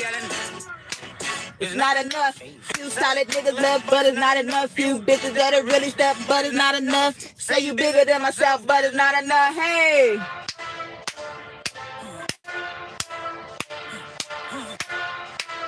Hey. Hey. Myself. Second bad, but Somebody gotta do it. On the head, somebody gotta do it. Turn this TV off. Turn the TV off. Turn the TV off. Turn the TV off. Turn the TV off. Turn the TV off. Turn the TV off. Turn the TV off. Ain't no other king in this rap thing, they siblings. Nothing but my children. One shot. They I'm disappearing. in the city with a flag be getting thrown. Huh. It was past interference, padlock around the building. Crash pulling up and unmarked truck just to play freeze tag. With a bone to pick like it was sea bass. So when I made it out, I made about 50K from a show. Trying to show the ropes before they hung from a rope. Huh. I'm prophetic. They only talk about it. I get it. Only good for saving face, seen cosmetics. How many heads I gotta take to level my aesthetics? Hurry up and get your muscle up, we up the plyometric. Two- Ran up by the lux, so that's up the 215. highest metric. The city just made it sweet, you could diabetic. They mouth get full of deceit, let these cowards tell it. Walk in New Orleans With the attic and the LA and the mustard. Second bad, but Somebody gotta do it. Got my foot up on the gas, but Somebody gotta do it. Turn the TV off. Turn the TV off. Turn the TV off. Turn the TV off. Turn the TV off. Turn the TV off. Turn the TV off. Turn the TV off. Shit get crazy, scary, spooky, hilarious. Crazy, scary, spooky, hilarious. Crazy, scary, spooky, hilarious.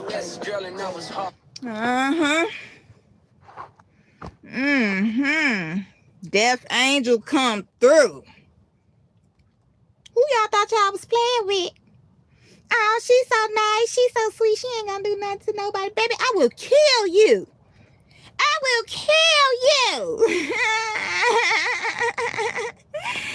Baby, you will die coming over here playing with me. Don't come over here with that. Go over there messing with them people. What's wrong with you? Oh, they're so holy. They're so holy. We can take them out. We can sacrifice them. She believes in the Bible. Let's sacrifice her. Bitch, you stupid hoe. I will beat your ass and have the Bible of God watching. Ho. Ho, ho, ho. Merry Christmas, Halloween, New Year, all that shit this month. 11/17, Miss Monique. You won't smoke? Huh? You and all your kids gonna die, ho. Huh? We ain't leaving none of you motherfuckers alive. Ain't gonna be a motherfucker alive to tell a story. Bitch, tell your story in motherfucking hell, ho. Fuck y'all. All you motherfuckers. I don't need not one of you bitches. Huh? I don't need your stank ass money that you been rubbing through your motherfucking swat. I don't want none of that shit. Dirty ass money. Keep that shit, bitch. I don't need your stage, your fucking music, none of this shit, ho. Nah. Bitches. Now, let us continue.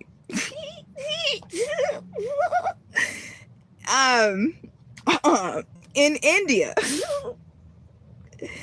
people in some Indian states practice hieroglyphic prostitution with similar customary forms such as basavi, and includes dedicating prepubescent and young adolescent girls from villages in a ritual marriage to a Hindu deity or a Hindu temple, who then work in the temple and function as spiritual guides, dancers, and prostitutes serving male devotees in the temple.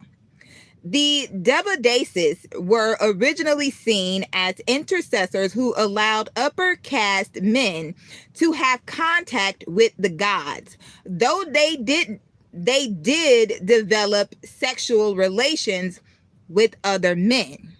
Excuse me. Before Muslim rule in the 14th century, they could live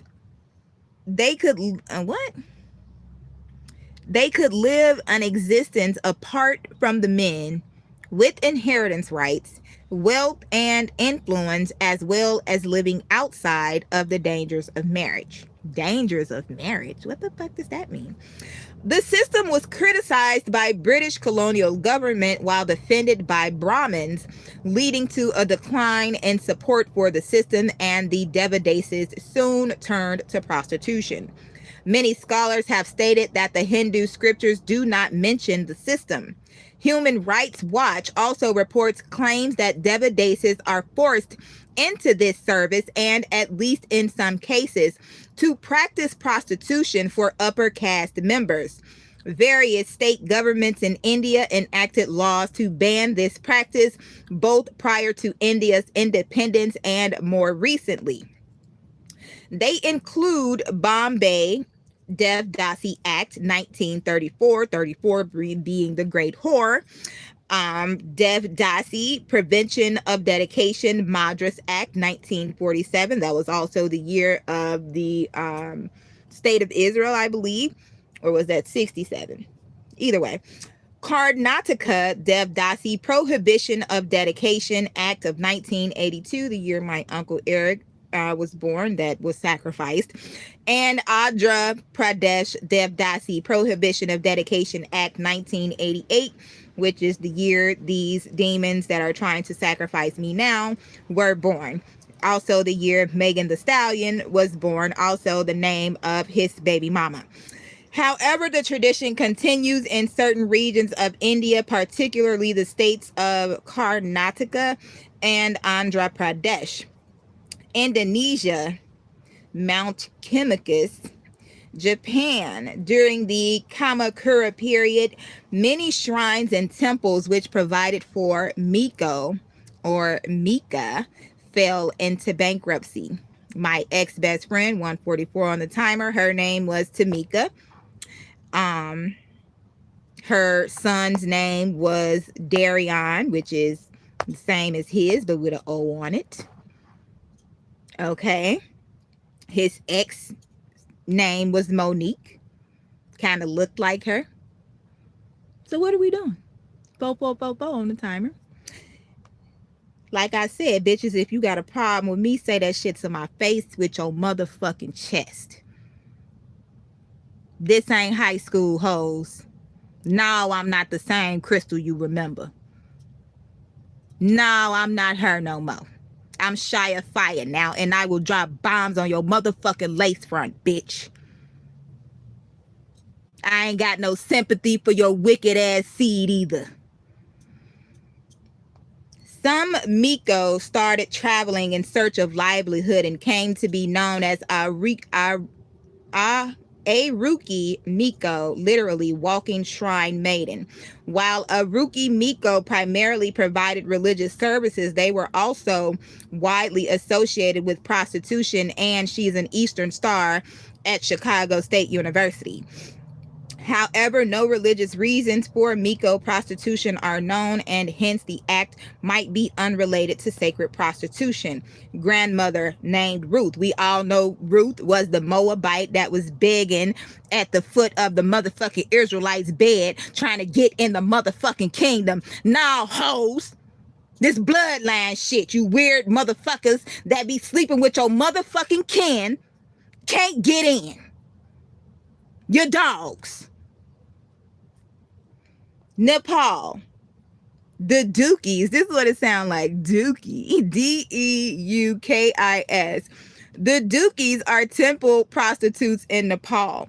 The practice is banned but still exists. Wealthier families from the Kanari, Thakuri, and Vista buy girls from poorer families to be dedicated to a temple. They are not allowed to marry. Mesoamerica and South America, okay? This is right here at home. The Maya maintained several phallic religious cults, possibly involving homosexual temple prostitution. Mexico. The Franciscan Spanish friar Bernardino de Sahagún wrote that the Mexica performed sexual acts as part of religious practice. This man also told me that he was Dominican. Okay? This may be evidence for the existence of sacred prostitution in Mesoamerica, or it may be confusion or accusational polemic. He also speaks of kind of prostitutes named Ahui Anime, pleasure girls, whom he described as an evil woman who finds pleasure in her body, a dissolute woman of debauched life. The Aztec god Xochipilli, taken from both Toltec and Maya cultures, was patron of both homosexuals and homosexual prostitutes. Xochiquetzal was worshipped as a goddess of sexual power and as patroness of prostitutes and artisans involved in the manufacture of luxury items. So if you understand the thing with the Epstein and Diddy and all of them, they have been doing ritual sex acts and calling it love. He even named his daughter, his youngest daughter, Love.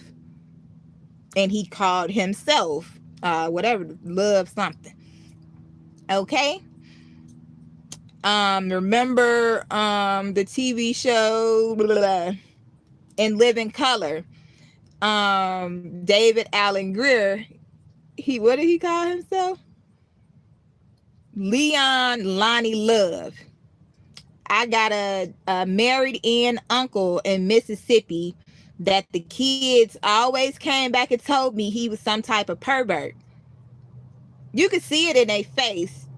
Okay, you can tell our faces are different. We don't have the same characteristics. Okay, God gave us clear distinctions on the peoples that we aren't supposed to be dealing with, because these people's blood is cursed. The wicked are estranged from the womb.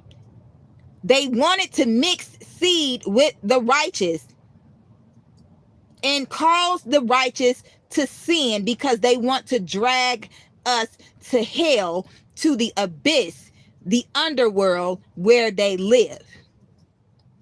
It's a reason why there are locations that are considered above sea level and below sea level.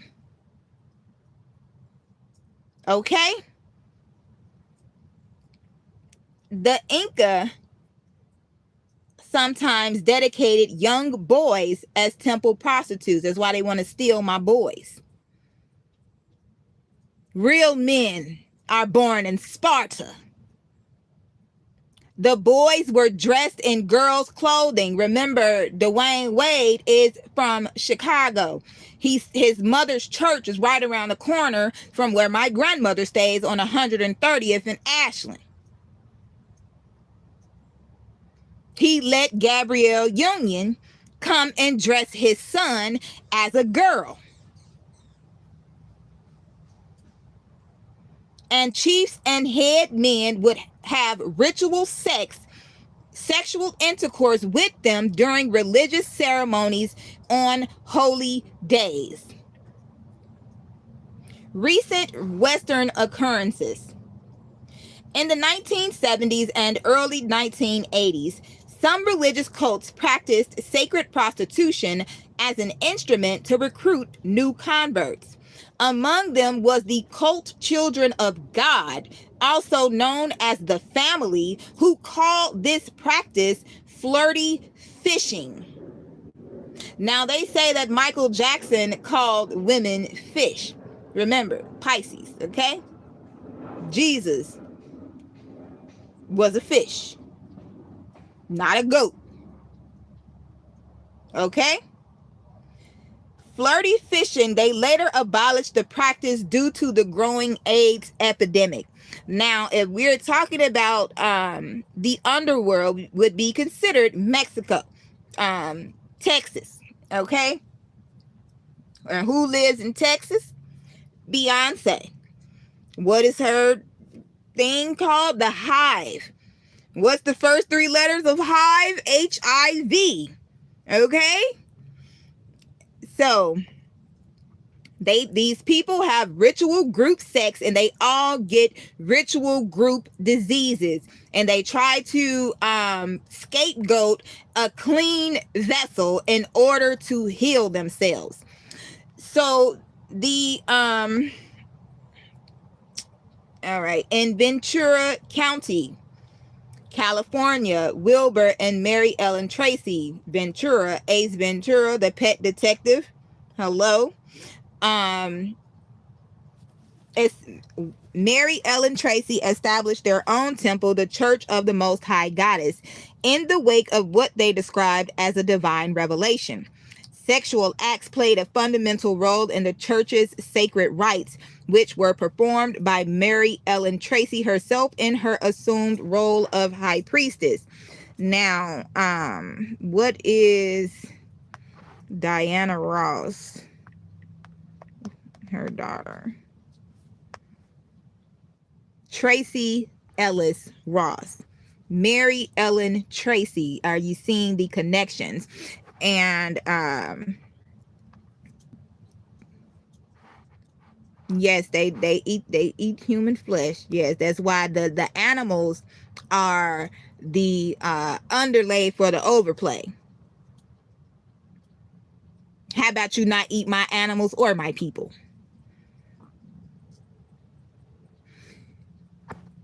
So Lucifer, the TV show.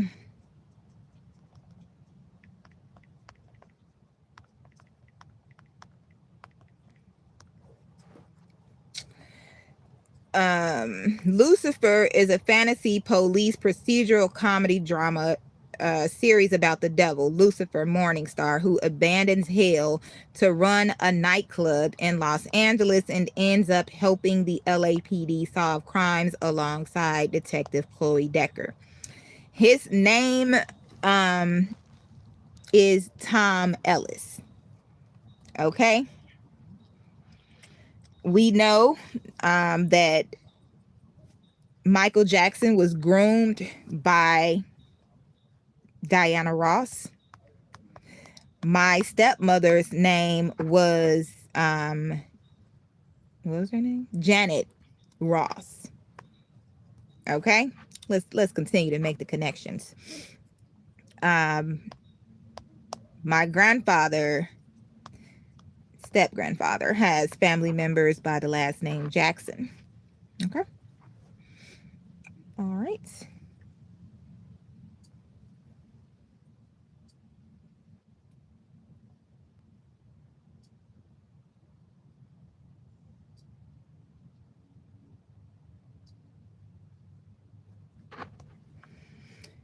All right, I done seen 187 15 damn times this week. Yeah. Yeah, y'all know what's coming. All right. So the Ellises. I had family members that stayed on Ellis Street in Chicago.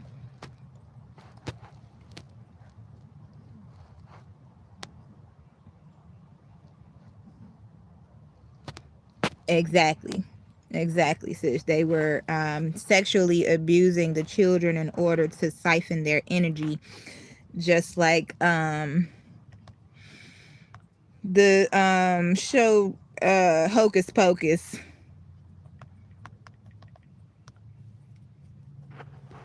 They would feed the children. This is why you're not supposed to eat from everybody. This is why God told us to be ye separate from these people. Hey, Jason. What's up, Aaron? Ain't that Snoop Dogg over there? That's that nigga with that blue coat. Hell yeah. Roll up on the side of him, man. Roll your window down. Man, hand me my motherfucking Glock, man. Give me another clip. Just for me. Yeah, roll the window down there. Okay, man. Hey, man, you Snoop Dogg? Snoop? Snoop Dogg, y'all? Yeah, Snoop Dogg.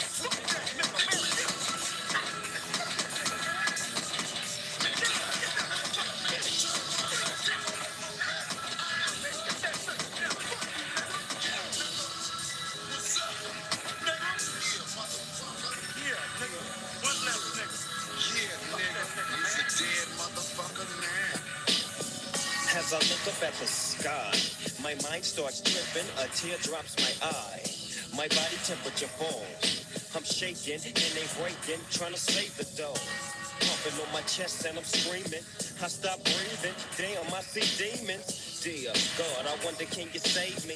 I can't die, my boo-boo's about to have my baby. I think it's too late for praying. Hold up, her voice broke to me and it slowly started saying, bring your lifestyle to me, I'll make it better. How long will I live? Eternal life, better forever. Or will I be the G that I want? I'll make your life better than you can imagine or even dream of. So relax your soul, let me take control. Close your eyes, my son. My eyes are closed.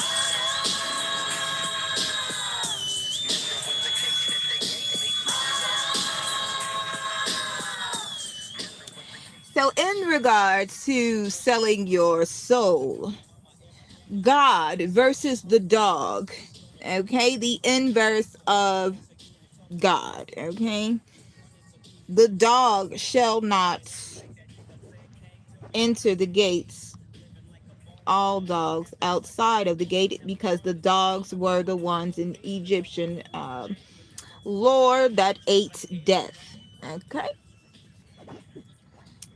Lord, all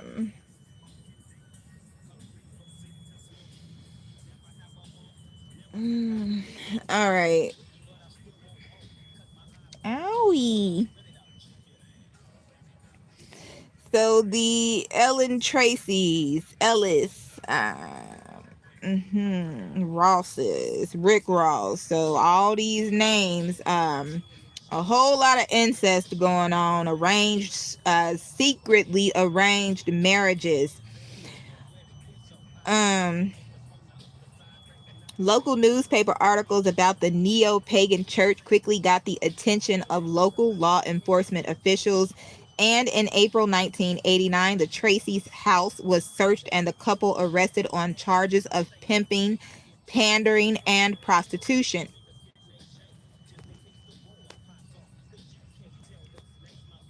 They were subsequently convicted in a trial in state court and sentenced to jail terms. Wilbur Tracy for 180 days plus a $1,000 fine. Mary Ellen Tracy for 90 days plus mandatory screening for STDs.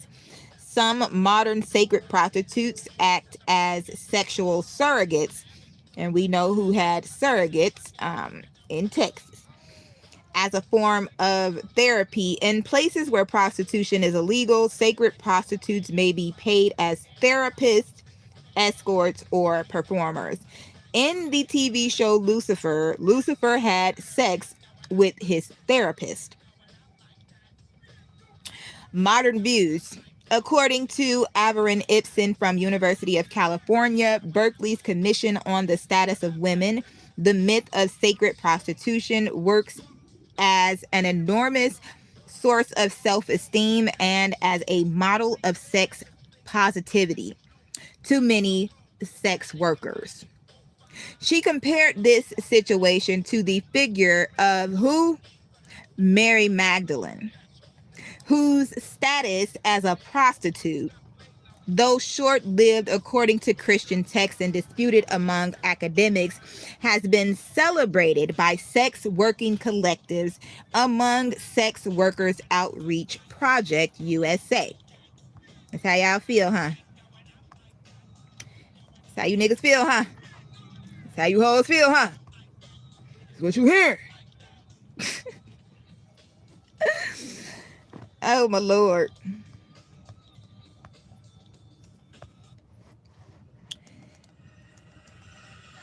God has a plan, and the Bible unfolds that wonderful plan through the message of prophecy. God sent Jesus into this world to be our Savior, and that Christ is returning someday soon to unfold the wonderful plan of eternity from my life and your life. As long as we're cooperating with God, accepting Jesus Christ as our personal Lord and Savior. Once the Lord does return in the coming 7 days, we'll see you next time. Yeah, this weekend. Don't start that blasphemy.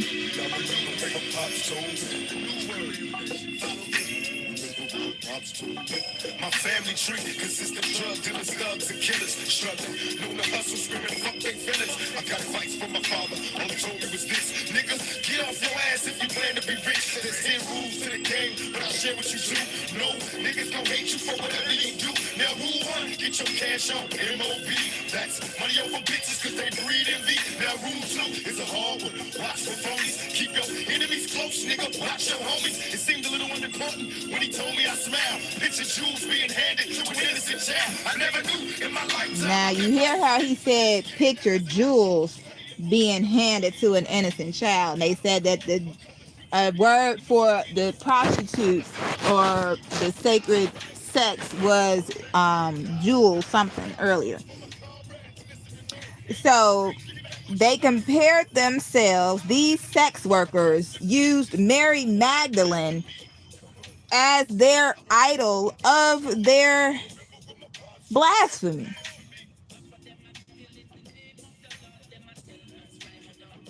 How dare you?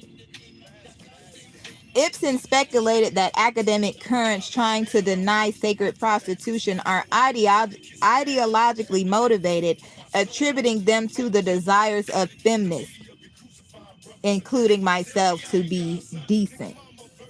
This is what they wrote, not me. In her book, The Sacred Prostitute, Eternal Aspect of the Feminine, psychoanalyst Nancy Qualls Corbett praised sacred prostitution as an expression of female sexuality and a bridge between the latter and the divine. So this is where all these men get the concept of the feminist ideology.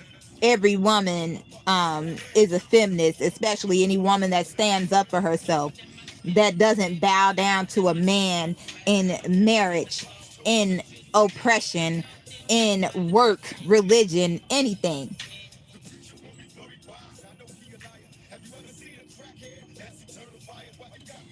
Okay. So they praised sacred prostitution as an expression of female sexuality and a bridge between the latter and the divine, as well as a rupture from mundane sexual degradation. The sacred prostitute did not make love in order to obtain admiration or devotion from the man who came to her. She did not require a man to give her a sense of her own identity. Rather, this was rooted in her own womanliness. Qualls also equated censoring sacred prostitution to demonize female sexuality and vitality. Now, that is just the female sexuality as a whole. Demonize women's sexuality as a whole. I will tell you when you can get some dick, basically, okay? In her temple, men and women came to find life in all that it had to offer in sensual pleasure and delight. But with the change in cultural values and the institutionalization of monotheism and patriarchy, the individual came to the house of God to prepare for death. This opinion is shared by several schools of modern paganism among the Wicca, for whom sacred prostitution, independently from its historical backing, embodies the sacralization of sex and a celebration of the communion between female and male sexuality. This practice is associated to spiritual healing and sex magic. Within secular thinking, philosopher Antonio Escohotado is a popular adept of this current, favoring particularly the role of ancient sacred prostitutes and priestesses of Ishtar. In his seminal work, Ramirez y Esposas, he extols them and their cult as symbols of female empowerment and sexual freedom. Oh, Lord. Lord have mercy, Jesus. So,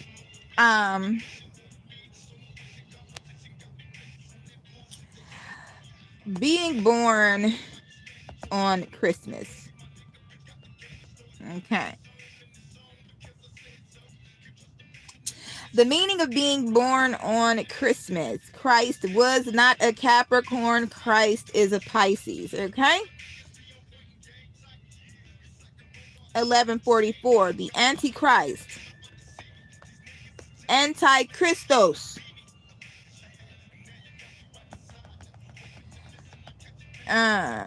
Saturnalia.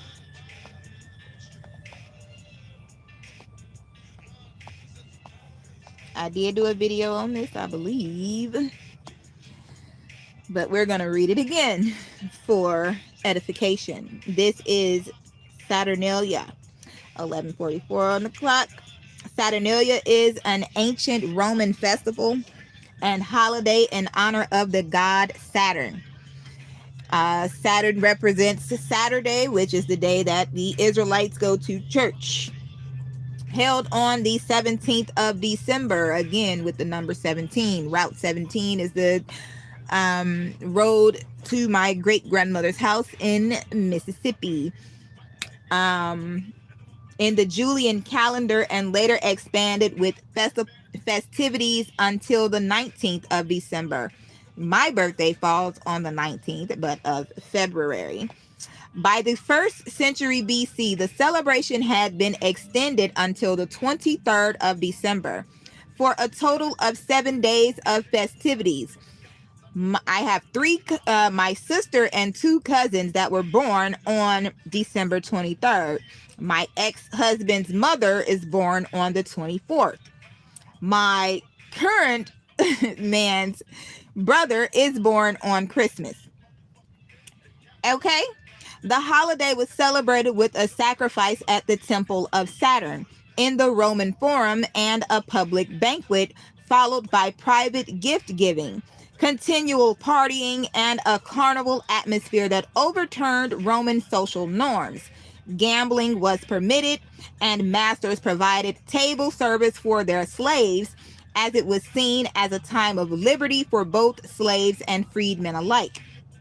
A common custom was the election of a king of the Saturnalia, who gave orders to people, which were followed and presided over the merrymaking. The gifts exchanged were usually gag gifts or small figurines made of wax or pottery known as sigillaria. The poet Catullus called it the best of days. Saturnalia was the Roman equivalent and descendant of the earlier Greek holiday of Chronia, which was celebrated during the Attic month of Hecatombion in late midsummer, lasting 1 day. The Saturnalia was celebrated by the Greeks in the Roman Empire as well, under its Old Greek name, Capovia. That's what it looks like.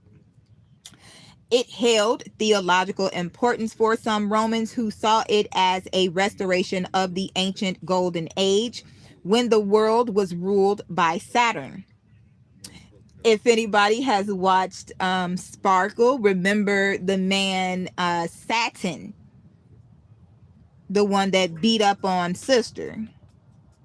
He actually sacrificed Sister, murdered her. He he wanted her to crawl for him. I'm gonna look that up later. I'll touch on that in another live or something.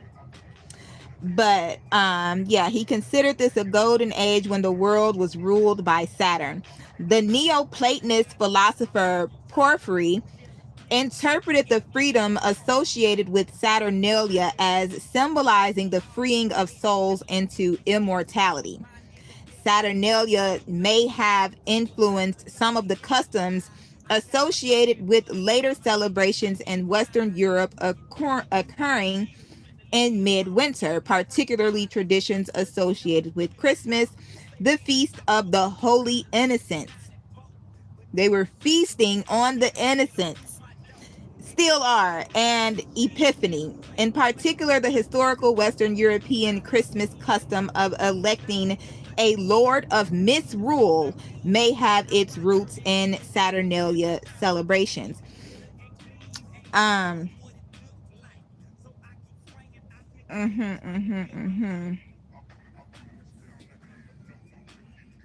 Okay. Oh, the one of the women who worked in the office at the church I went to, her name was Europa. Okay, so these are black Europeans that we're talking about. They not like us. They not like us. Origins. In Roman mythology, Saturn was an agricultural deity who was said to have reigned over the world in the Golden Age, when humans enjoyed the spontaneous bounty of Earth without labor in a state of innocence. The revelries of Saturnalia were supposed to reflect the conditions of the lost mythical age. The Greek equivalent was the Chronia, which was celebrated on the 12th day of the month of Hecatombion, which occurred from around mid-July to mid-August on the Attic calendar. So you just wonder what was going on while I wasn't here during the summer. 213 on the timer. 213 is the number for California, I believe. Let me look it up. The area code.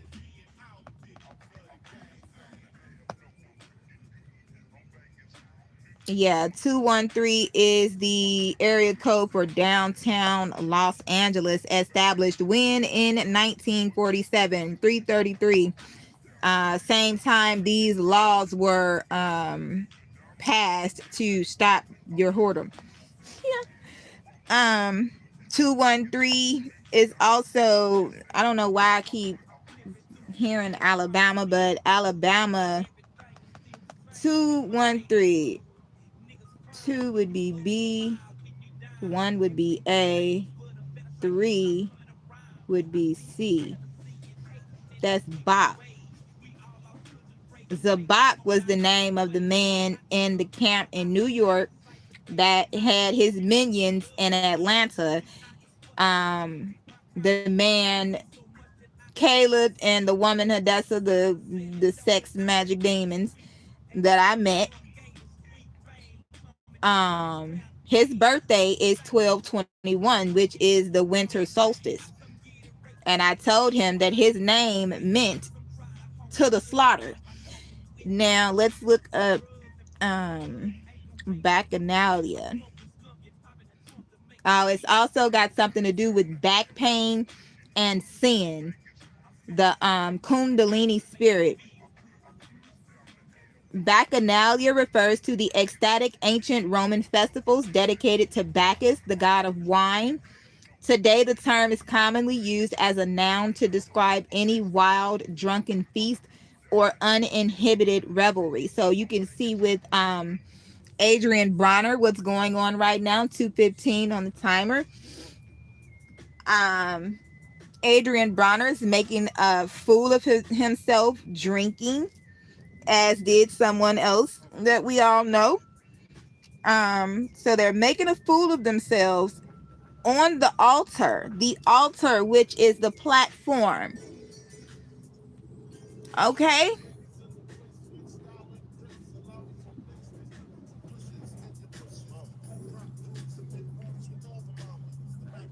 So this is the spirit of Antichrist. The opposite of they say that good is evil and evil is good. Remember Eddie Murphy, the vampire in New York. Now these people that I have met, their hair does not gray. Okay, they have all black hair, draconians. Okay. My daddy last name's Gray. But yeah, we're dealing with the seed of the serpent.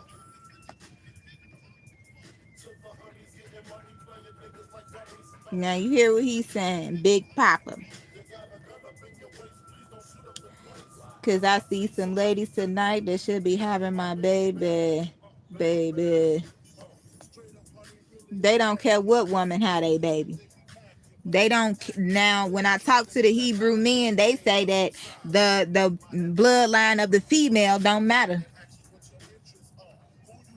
They can go have sex with any woman and make the baby a Israelite. How that sound?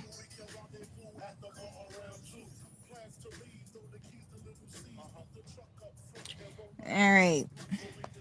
Yeah, spirit telling on y'all. You're done. You're finished.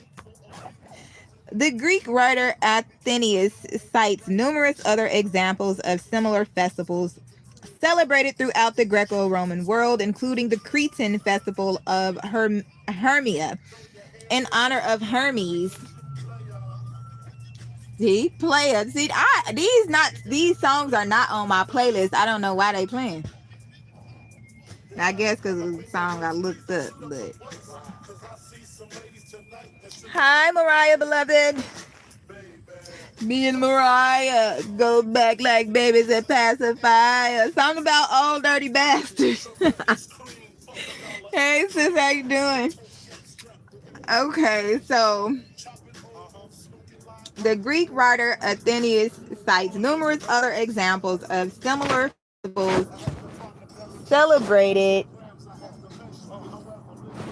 throughout the Greco-Roman world, including the Cretan festival of Hermia in honor of Hermes, an unnamed festival for Trojan in honor of Poseidon, the Thessalian festival of Peloria in honor of Zeus, Pelorius, and an unnamed festival from Babylon. That's so funny. He also mentions that the custom of masters dining with their slaves was associated with the Athenian festival of Anthesteria and the Spartan festival of Hyacinthia. Cynthia is my father's sister's name. The Argive festival of Hybristica, though not directly related to the Saturnalia, involved a similar reversal of roles in which women would dress as men and men would dress as women. The ancient Roman historian Justinus credits Saturn with being a historical king of the pre-Roman inhabitants of Italy. The first inhabitants of Italy were the Aborigines, whose king, Saturnus, is said to have been a man of such extraordinary justice that no one was a slave in his reign or had any private property, but all things were common to all and undivided as one estate for the use of everyone. In memory of which way of life it has been ordered that at the Saturnalia slaves should everywhere sit down with their masters at the entertainments, the rank of all being made equal. Although probably the best known Roman holiday, Saturnalia as a whole is not described from beginning to end in any single ancient source. Modern understanding of the festival is pieced together from several accounts dealing with various aspects. The Saturnalia was the dramatic setting of the multi-volume work of that name by Macrobius, a Latin writer from late antiquity, who is the major source for information about the holiday. Macrobius describes the reign of Justinus's King Saturn as a time of great happiness, both on account of the universal plenty that prevailed and because as yet there was no division into bond and free, as one may gather from the complete license enjoyed by slaves at the Saturnalia. In Lucian's Saturnalia, it is Cronos himself who proclaims a festive season when 'tis lawful to be drunken, and slaves have license to revile their lords. Now, again, if you remember, the other day I was talking about the Golden Lords and Meteor Man. Okay, so we have Vice Lords versus GDs and BDs. Okay, a whole lot of gang shit. In one of the interpretations in Macrobius's work, Saturnalia is a festival of light leading to the winter solstice, the day of Mr. Zabak's from New York birthday, with the abundant presence of candles symbolizing the quest for knowledge and truth. The renewal of light and the coming of the new year was celebrated in the later Roman Empire at the Dies Natalis Solis Invicti, the birthday of the unconquerable sun, on the 25th of December, which is Yeshua's brother's birthday. The popularity of Saturnalia continued into the 3rd and 4th centuries. Again, 3, 4, whore. And as the Roman Empire came under Christian rule, many of its customs were recast into, or at least influenced, the seasonal celebrations surrounding Christmas and the New Year. My ex-best friend, well, I don't say best friend, but friend and schoolmate birthday was on January 1st. My granddaughter's birthday is the 2nd.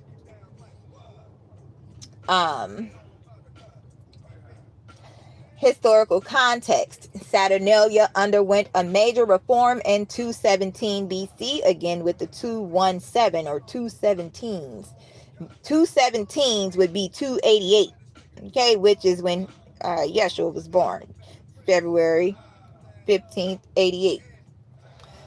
After the Battle of Lake Trasimene, when the Romans suffered one of their most crushing defeats by Carthage during the Second Punic War. Until that time, they had celebrated the holiday according to Roman custom, Mor Romano. It was after a consultation of the Sibylline books that they adopted Greek rite, introducing sacrifices carried out in the Greek manner, the public banquet, and the continual shout of Io, Saturnalia, that became characteristic of the celebration. Cato, or Cato the Elder, 234, again, 2 holes, to 149 BC, remembered a time before the so-called Greek elements had been added to the Roman Saturnalia.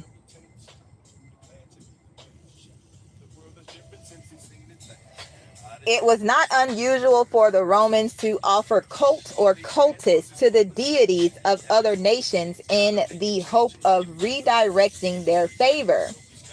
See Evocatio. And the Second Punic War in particular created pressures on Roman society that led to a number of religious innovations and reforms. Robert E.A. Palmer has argued that the introduction of new rites at this time was in part an effort to appease Baal Hammon, the Carthaginian god who was regarded as the counterpart of the Roman Saturn and Greek Cronus. The table service that masters offered their slaves thus would have extended to Carthaginian or African war captives. Baal, or the bull of Hammond, Indiana.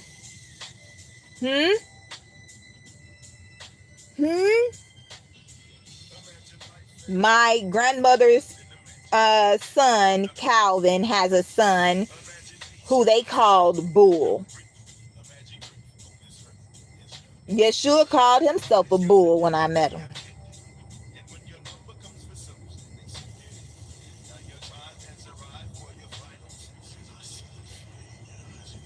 He said, I see the fear in your eyes. Oh, Lord, speak. Okay? So the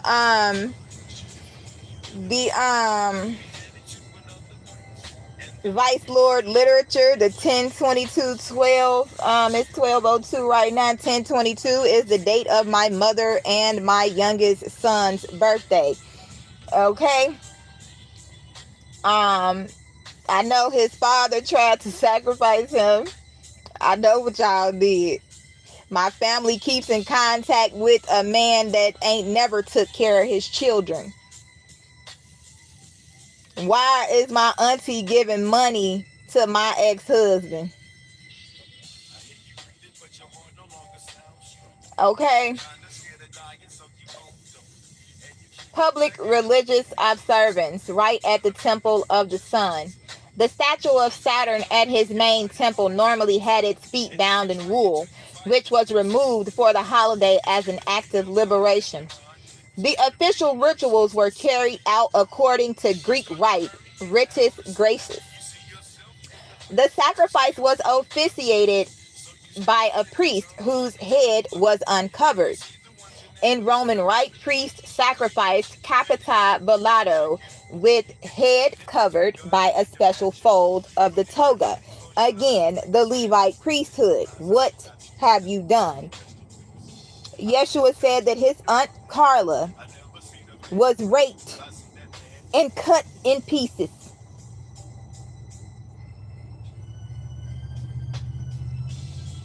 And these men think that that's funny. 12:04, Daddy come through. 1 and 24 elders, what it do? These motherfuckers is slow. They gotta go. This procedure is usually explained by Saturn's assimilation with his Greek counterpart Cronus, since the Romans often adopted and reinterpreted Greek myths, iconography, and even religious practices for their own deities. But the uncovering of the priest's head may also be one of the Saturnalian reversals, the opposite of what was normal. So it's something about balding yourself.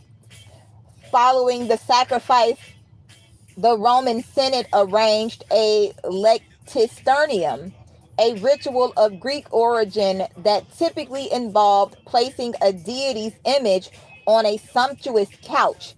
And I believe I did a video on the couches and the how they use furniture as sex rituals. And these people nasty, bro. So they making shit unclean, touching everything with they like, this is why God say get out from under these people. So imagine your brand new couch already having somebody's juices on it, okay? It's a piece of a couch out on the end of the road, and I keep seeing that. And I also keep seeing the scripture where Reuben, the tribe of Reuben, went up to his father's couch and defiled it by sleeping with his stepmother. Look, I know you fed up, ladies, but keep your head up. Come through, y'all. So the sumptuous couch, as if he were present and actively participating in the festivities. A public banquet followed, convivium publicum. I got a picture. Spirit led me to go throughout Indiana. Spirit took my daughter. She was in an apartment complex called, what the fuck is it called? It was like Enchanted, something like that, right? It was a lot of creepy shit going on. It was a gated area behind the apartment complex. Spirit led me through a led me back there. Once I went back there, I was literally led to a big pool behind a factory. And it was just a dark black little whatever the fuck, like a portal. What the fuck is this? And once I went back there, they put up a gate. There's also a factory with the symbol of Jupiter. Okay, so still on the right at the Temple of Saturn. Or was it might have been the Saturn, it might have been Jupiter or Saturn. I took pictures, I'll go find it somewhere. Okay, so the day was supposed to be a holiday from all forms of work. So think about Labor Day, Memorial Day. Schools were closed and exercise regimens were suspended. Courts were not in session, so no justice was administered and no declaration of war could be made. After the public rituals, observances continued at home. On 18 and 19 December, which were also holidays from public business, families conducted domestic rituals. They bathed early, and those with means sacrificed a suckling pig, a traditional offering to an earth deity. Human offerings. Saturn also had a less benevolent aspect. One of his consorts was Lua, sometimes called Lua Saturni, Saturn's Lua, and I call my granddaughter Lu, and identified with Lua Mater, Mother Destruction, a goddess in whose honor the weapons of enemies killed in war were burned, perhaps in expiation. Saturn's chthonic nature connected him to the underworld and its ruler, Dispater, the Roman equivalent of Greek Pluton or Pluto in Latin, who was also a god of hidden wealth. In sources of the 3rd century AD and later, Saturn is recorded as receiving dead gladiators as offerings, Munera, during or near the Saturnalia. I'm currently in Memphis. We know Memphis is the land of the Titans. Okay? Titans gladiators during or near the Saturnalia. These gladiatorial events, 10 days in all throughout December, it's 12:10 right now, were presented mainly by the quaestors and sponsored with funds from the treasury of Saturn. My Aunt Florence was over the treasury at the church when I was smaller. The practice of gladiator munera was criticized by Christian apologists as a form of human sacrifice. Although there is no evidence of this practice during the Republic, the offering of gladiators led to later theories that the primeval Saturn had demanded human victims in order for Saturnalia to occur. No wonder why Krishan Rock and her baby daddy, a few other people are now getting into boxing, okay? Gladiators. Macrobius says that Dispater was placated with human heads and Saturn with sacrificial victims consisting of men, virorum victimis. In mythic lore, during the visit of Hercules to Italy, the civilizing demigod insisted that the practice be halted and the ritual reinterpreted. Instead of heads to Dispater, the Romans were to offer effigies or masks, oscilla. A fan is oscillating. I don't know why I just heard that, but he a fan. It's 12:12. A mask appears in the representation of Saturnalia in the calendar of Philocalus. Since the Greek word phota meant both man and lights, candles were a substitute offering to Saturn for the light of life. The figurines that were exchanged as gifts, sigillaria, may also have represented token substitutes. Private festivities. Role reversal. You gotta ask when a man start putting your clothes on. Pause, okay? Saturnalia was characterized by role reversals and behavioral license. Slaves were treated to a banquet of the kind usually enjoyed by their masters. Ancient sources differ on the circumstances.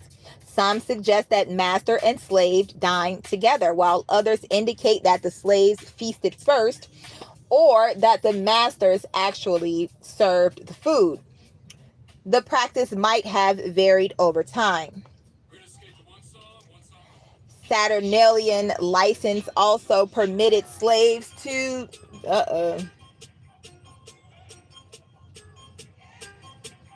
gotta play that.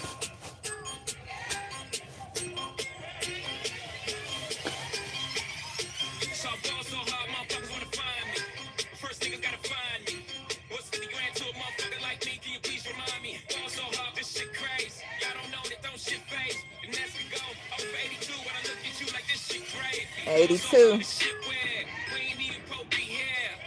I ain't supposed to be here.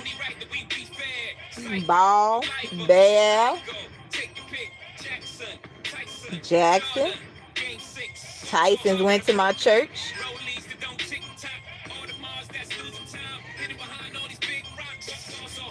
Big rocks. What y'all doing with them rocks?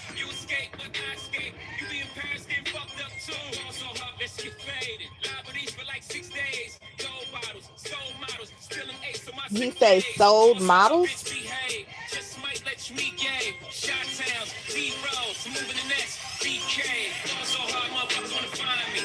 That shit crazy.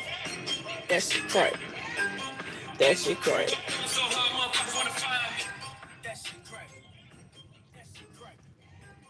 That shit crazy. The mall.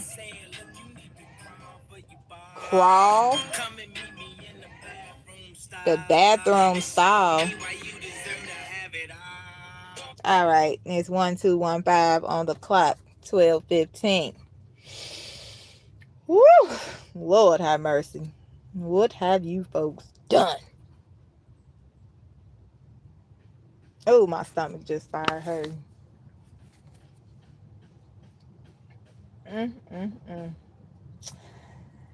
All right.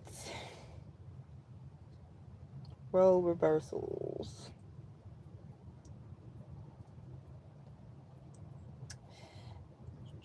Saturnalian license also permitted slaves to disrespect their masters without the threat of a punishment. It was a time for free speech. The Augustan poet Horace calls it December liberty.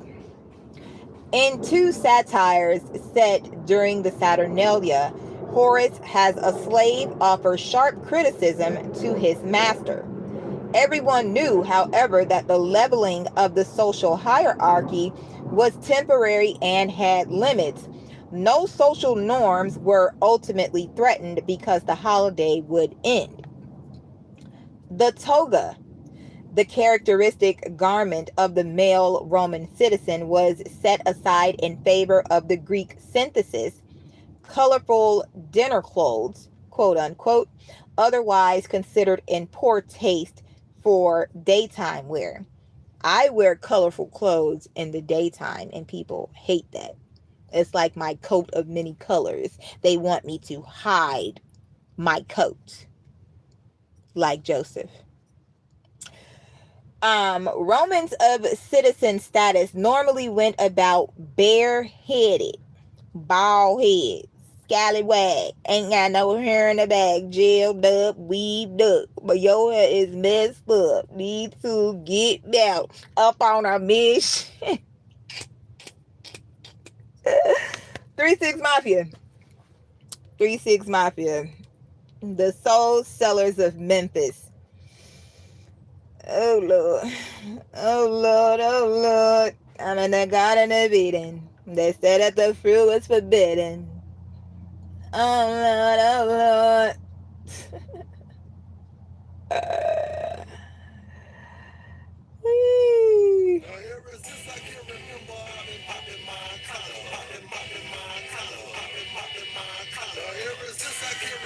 I've been what? These hoes and they better put my money in my head.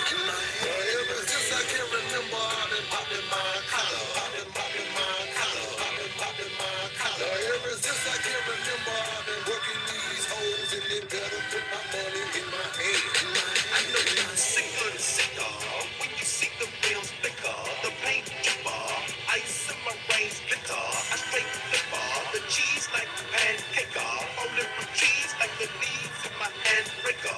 Project cutter, attracting down pieces. I'm dirty sucker, big spray gold teeth. Some out here making sense, cause some out here making dollars. I keep a bad broad, though, and a dollar. The hoe that I met in the hood, I told her I was punching black and it was all good. She might as well go ahead and suck on my wood and let me whisper something in her ear if I could, if I could. Ever since I can remember, I've been popping my collar, popping my collar, popping my collar. Ever since I can remember, I've been working these hoes and they put my money in my head. All right. So he been working these hoes and they better put his money in his hand. All right. Romans of citizen status normally went about bareheaded. But for the Saturnalia donned the pileus, the conical felt cap that was the usual mark of a freedman. Slaves who ordinarily were not entitled to wear the pileus wore it as well, so that everyone was pileated without distinction. The participation of freeborn Roman women is implied by sources that name gifts for women, but their presence at banquets may have depended on the custom of their time. From the late Republic onward, women mingled socially with men more freely than they had in earlier times. Female entertainers were certainly present at some otherwise all-male gatherings. Role-playing was implicit in the Saturnalia's status reversals, and there are hints of mask wearing or guising. No theatrical events are mentioned in connection with the festivities, but the classicist Eric Siegel saw Roman comedy with its cast of impudent, freewheeling slaves and libertine seniors as imbued with the Saturnalian spirit. Gambling and dice playing. Now, my aunt's brother, because her and my mother had different fathers, her brother's name was David Gamble. The man who I met in Atlanta, who was from Florida, his name was Marcus.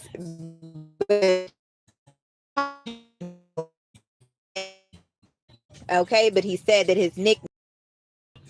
So gambling and dice playing, normally prohibited or at least frowned upon, were permitted for all, even slaves. Coins and nuts were the stakes. On the calendar of Philocalus, the Saturnalia is represented by a man wearing a fur-trimmed coat next to a table with dice and a caption reading, "Now you have licensed slave to game with your master." The woman whose name was Hadessa, her actual name was Carsandra Fur. So this has to do with the fur trade and the killing of animals, animal sacrifice, or human sacrifice. Eating and drunkenness became the rule and a sober person the exception. They were eating and drinking in Noah's day, right? Seneca looked forward to the holiday, if somewhat tentatively, in a letter to a friend. It is now the month of December when the greatest part of the city is in a bustle. Thank you, beloved. Loose reins are given to public dissipation. Everywhere you may hear the sound of great preparations, as if there were some real difference between the days devoted to Saturn and for transact business.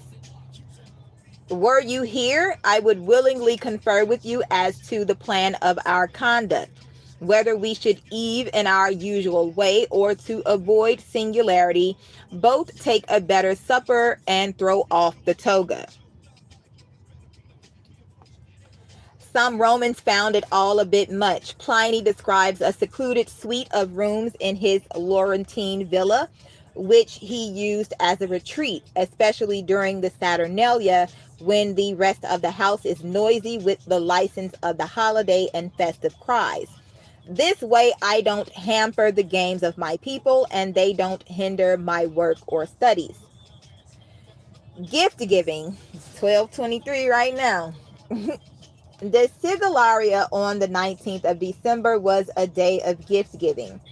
Because gifts of value would mark social status contrary to the spirit of the season, these were often the pottery or wax figurines called sigillaria, made specially for the day, candles or gag gifts, of which Augustus was particularly fond. If you've watched the Vampire Diaries, I think it was Augustine who was doing what you call it, experiments on the vampires and werewolves, or the people with special abilities, pretty much.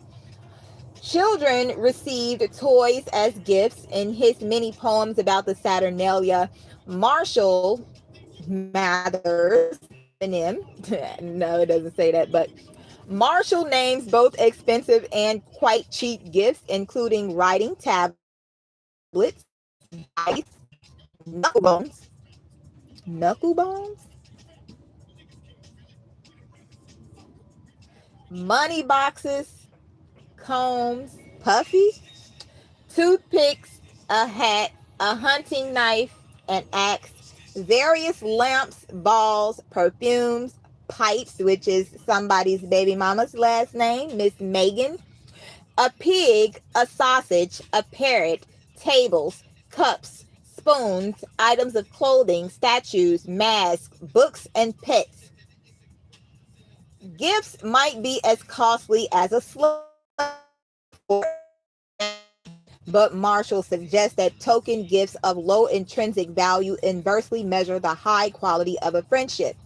Patrons or bosses, 215, might pass along a gratuity, sigillaricum, to their poorer clients or dependents to help them buy gifts.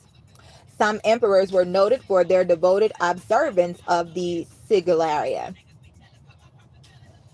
In a practice that might be compared to modern greeting cards, verses sometimes accompany the gift. My son recently told me about no, my son, he recently changed his name to Verslin or some shit like that.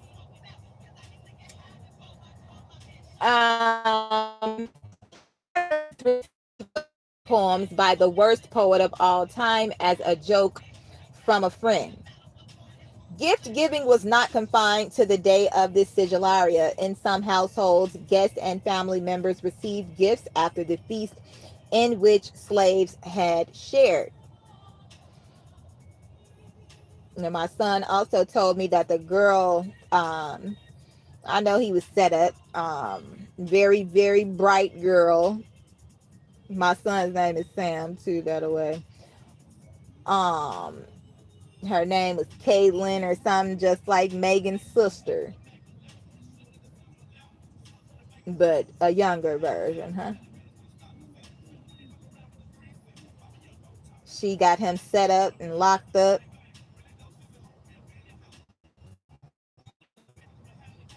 Like I said, let my people go. Um, King of the Saturnalia. Imperial sources refer to a Saturnalicious princess, ruler of the Saturnalia, as master of ceremonies for the proceedings. He was appointed by lot and has been compared to the medieval Lord of Misrule at the Feast of Fools. I did a video on April Fool's Day and the origin of it. His capricious commands, such as sing naked or throw him into cold water, had to be obeyed by the other guests at the convivium. He creates and misrules a chaotic and absurd world. The future emperor Nero is recorded as playing the role in his youth. Nero backwards is Oren. If you've watched Kill Bill, you know who Oren Ishii is. Didn't she get her head chopped off? Since this figure does not appear in accounts from the Republican period, the princeps of the Saturnalia may have developed as a satiric response to the new era of rule by a princeps, and he calls himself Prince Lashan. The title assumed by the first emperor Augustus of the word king or rex, like a T-Rex. My sister called herself a T-Rex. Art and literature under Augustus celebrated his rule as a new golden age, but the Saturnalia makes a mockery of a world in which law is determined by one man and the traditional social and political networks are reduced to the power of the emperor over his subjects. Oh, my baby daddy's brother's name is Chubbs too. He got locked up in jail for committing murder. His mama tried to hide him in a couch, and the police walked in and locked him up. Um, in a poem about a lavish Saturnalia under Domitian Statius, makes it clear that the emperor, like Jupiter, still reigns during the temporary return of Saturn. Io Saturnalia. The phrase Io Saturnalia was the characteristic shout or salutation of the festival, originally commencing after the public banquet on the single day of 17 September. Today is the 17th. The interjection Io,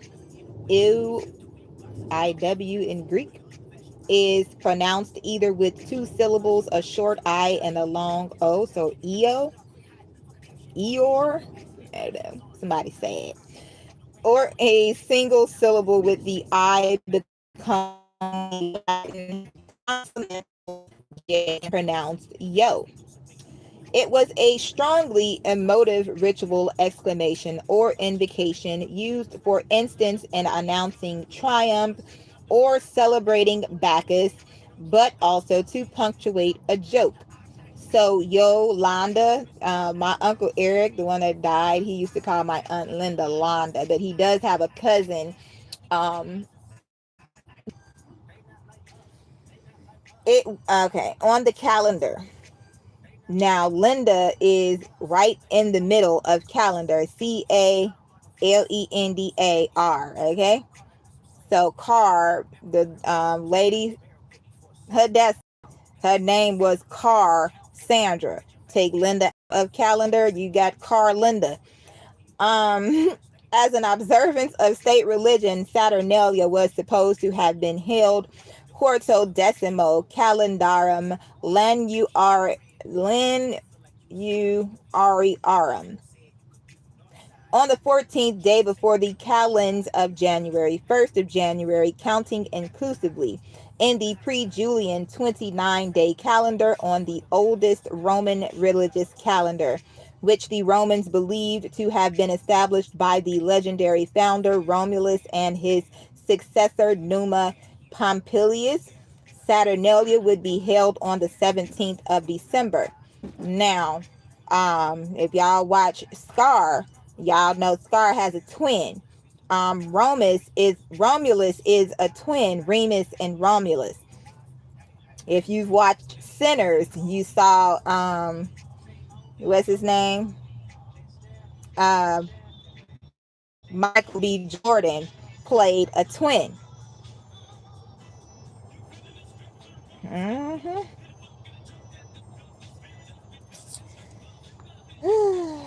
It was a dies festus, a legal holiday when no public business could be conducted. The day marked the dedication anniversary dies natalis. Um, I worked for a girl named Natalie doing hair. The hair has a lot to do with, like we were talking about, they bald themselves for these festivals. The temple to Saturn in the Roman Forum in 497 BC. When Julius Caesar had the calendar reformed because it had fallen out of synchronization with the solar year, 2 days were added to the month and the date of Saturnalia then changed, still falling on the 17th of December. But with this now being the 16th day before the calends, as per the Roman reckoning of dates of this time, it was felt thus that the original day had thus been moved by 2 days, and so Saturnalia was celebrated under Augustus as a 3-day official holiday encompassing both dates. 1234, that damn hoe. By the late Republic, the private festivities of Saturnalia had expanded to 7 days, but during the imperial period contracted variously to 3 to 5 days. Trey fives. Caligula extended official observances to 5. The Finn, the Vice-Lord Nation, or the Eastern Stars. The date 17 December was the first day of the astrological sign Capricorn, the house of Saturn, the planet named for God. Its proximity to the winter solstice, the 21st to the 23rd, Zabak, Daisha, Cahill, and who else? Trey. Yeah. December on the Julian calendar was endowed with various meanings by both ancient and modern scholars. For instance, the widespread use of wax candles, Ceres, singular, Sirius, could refer to the returning power of the sun's light after the solstice. Ancient theological and philosophical views. The Saturnalia reflects the contradictory nature of the deity Saturn himself. They are joyful and utopian aspects of careless well-being side by side with disquieting elements of threat and danger. As a deity of agricultural bounty, Saturn embodied prosperity and wealth in general.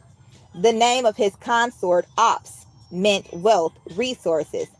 Her festival, Opalia, was celebrated on the 19th of December. The temple of Saturn housed the state treasury, Aerarium Saturni, and was the yeah, I know y'all meant altar or aura, me even before the building of the first temple in 497 BC. The Romans regarded Saturn as the original and autochthonous ruler of the Capitolium and the first king of Latium, or even the whole of Italy.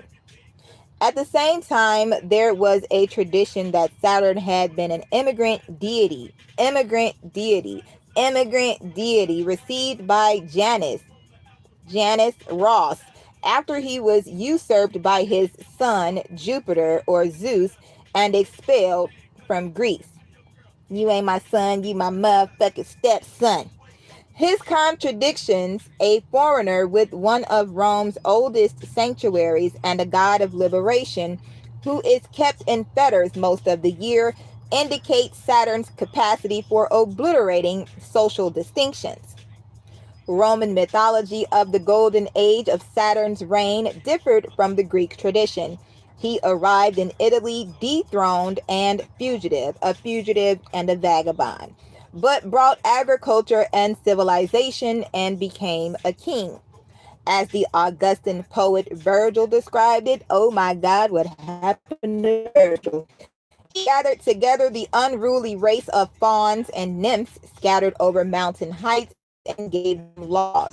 Under his reign, where they go, men tell us, in perfect peace, ruled the nations. The 3rd century Neoplatonic philosopher Porphyry took an allegorical view of the Saturnalia. He saw the festival's theme of liberation and dissolution as representing the freeing of souls into immortality, an interpretation that Mithraists may also have followed since they included many slaves and freedmen. According to Porphyry, the Saturnalia occurred near the winter solstice because the sun enters Capricorn, the astrological house of Saturn, at that time.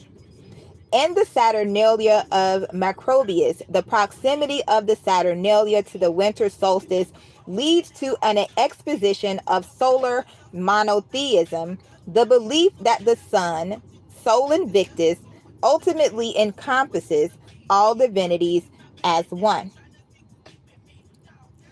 Jewish, M. Avoda Zara.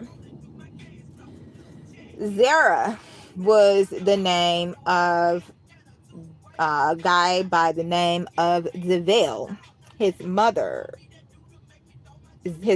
name was Zira. Sister's name was Ziara. Zizi.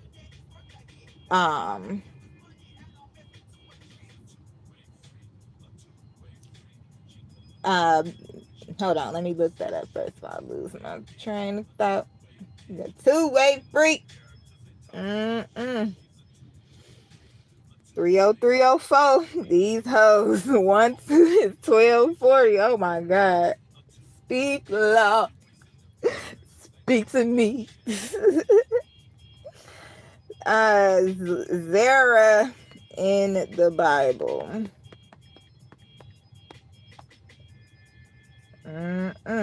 Spirit telling on folks.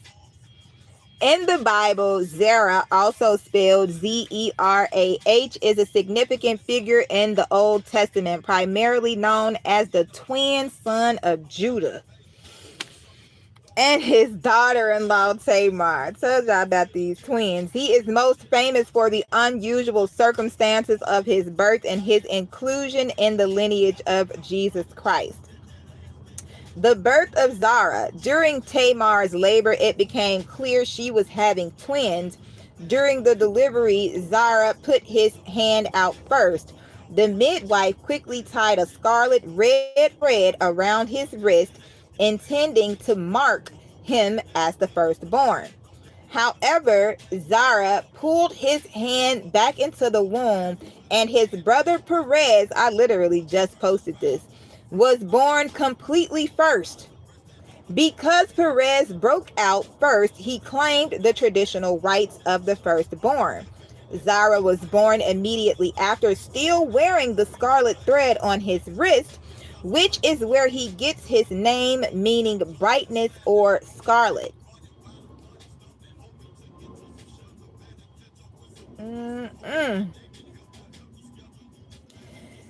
Okay.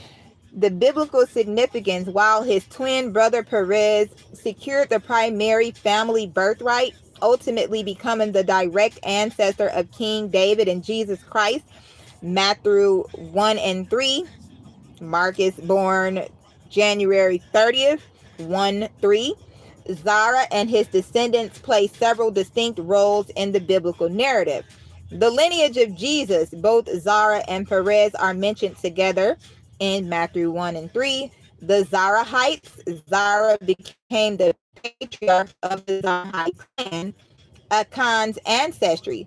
His descendants maintained prominence as he is listed as an ancestor of Achan or Ashan, whose story of taking forbidden items from Jericho is recounted in Joshua 7. The name Zara or Zerah is a relatively common one in scripture. Other prominent figures with this name include an Edomite chief, a grandson of Esau, in Genesis chapter 36 and 13. The Cushite, a military leader or king who marched an immense army against King Asa of Judah in 2 Chronicles 14 and 9.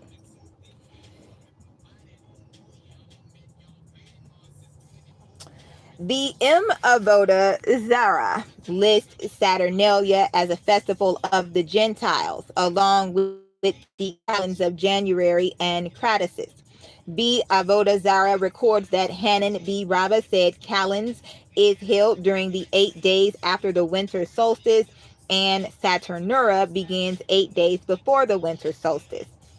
Hananel B. Hushiel, followed by Rashi, claims 8 days before the solstice, their festival was for all 8 days, which slightly overstates the Saturnalia's possibly a holiday with Hanukkah.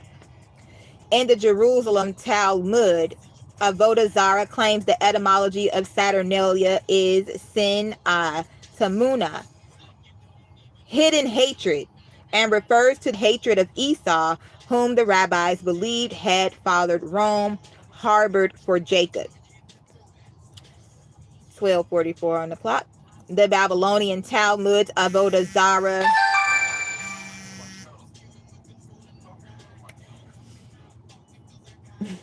ascribes the origins of Saturnalia and calends to Adam, who saw that the days were getting shorter and thought it was punishment for his. First man saw that was continuously shortening. He said, "Woe is me, because I have sinned. The world darkens around me and returns to formlessness and void."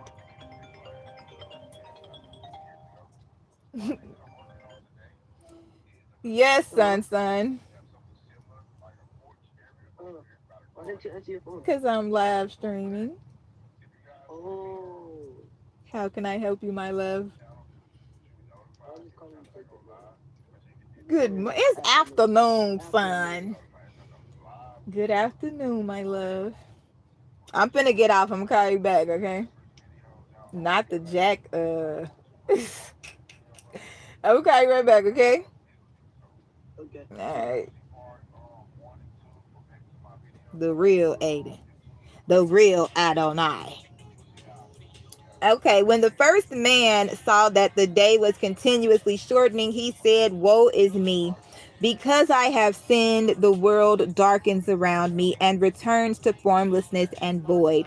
This is the death to which heaven has sentenced me." He decided to spend 8 days in fasting and prayer. When he saw the winter solstice and he saw that the day was continuously lengthening, he said, "It is the order of the world." He went and feasted for 8 days. The following year, he feasted for both. He established them in heaven's name, but they established them in the name of idolatry.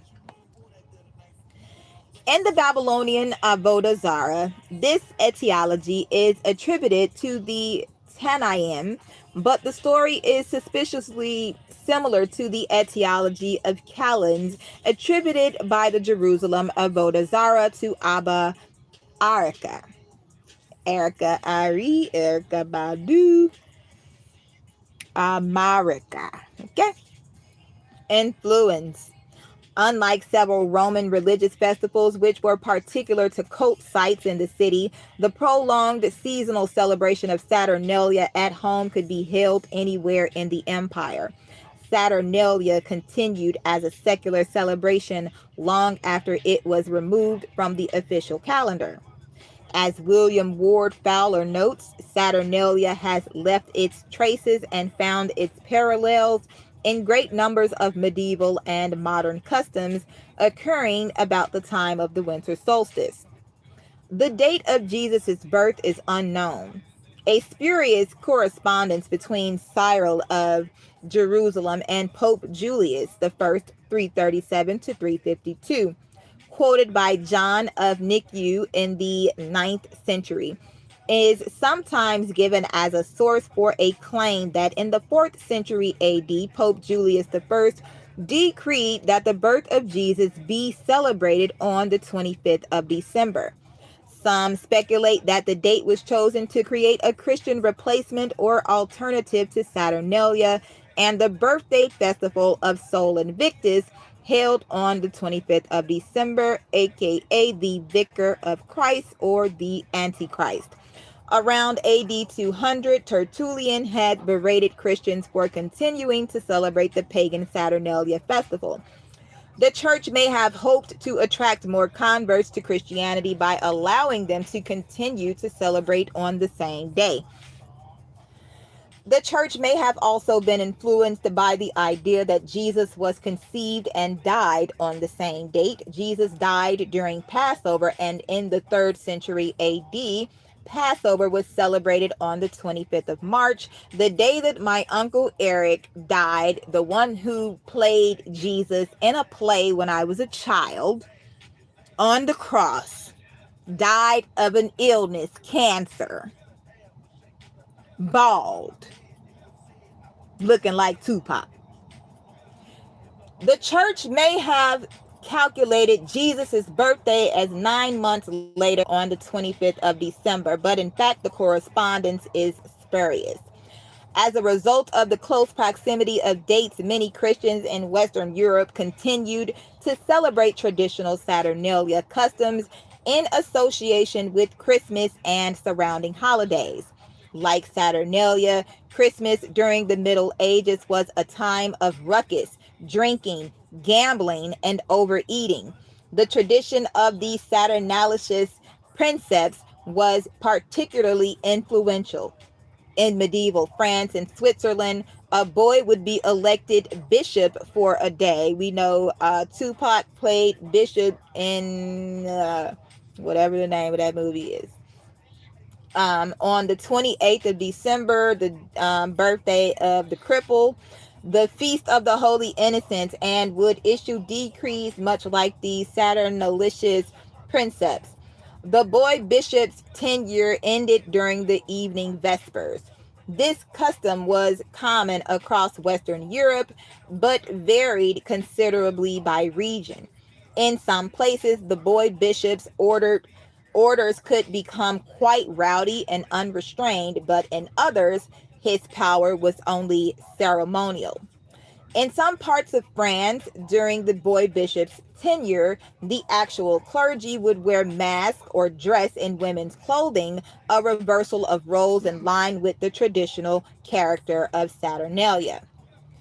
During the late medieval period and early Renaissance, many towns in England elected a Lord of Misrule at Christmas time to preside over the Feast of Fools. This custom was sometimes associated with the 12th night or Epiphany. A common tradition in Western Europe was to drop a bean, coin, or other small token into a cake or pudding. Whoever found the object would become the king or queen of the bean. Something about peel popping. During the Protestant Reformation, reformers sought to revise or even completely abolish such practices. I said peel popping, and it say which they regarded as popish or popish. These efforts were largely successful. The Puritans banned the Lord of Misrule in England, and the custom was largely forgotten shortly thereafter, though the bean in the pudding survived as a tradition of a small gift to the one finding a single almond hidden in the traditional Christmas porridge in Scandinavia. So much in that. Pudding is the nickname of my baby daddy's niece. Um, Porridge. The three, what is that? The three bears and Goldilocks. Nonetheless, in the middle of the 19th century, some of the old ceremonies, such as gift giving, were revived in English speaking countries as part of a widespread Christmas revival. During this revival, authors such as Charles Dickens, I hate that name, sought to reform the conscience of Christmas and turn the formerly riotous holiday into a family friendly occasion. Vestiges of the Saturnalia festivities may still be preserved in some of the traditions now associated with Christmas. The custom of gift giving at Christmas time resembles the Roman tradition of giving sigillaria, and the lighting of Advent candles resembles the Roman tradition of lighting torches and wax tapers. Likewise, Saturnalia and Christmas both share associations with eating, drinking, singing, and dancing.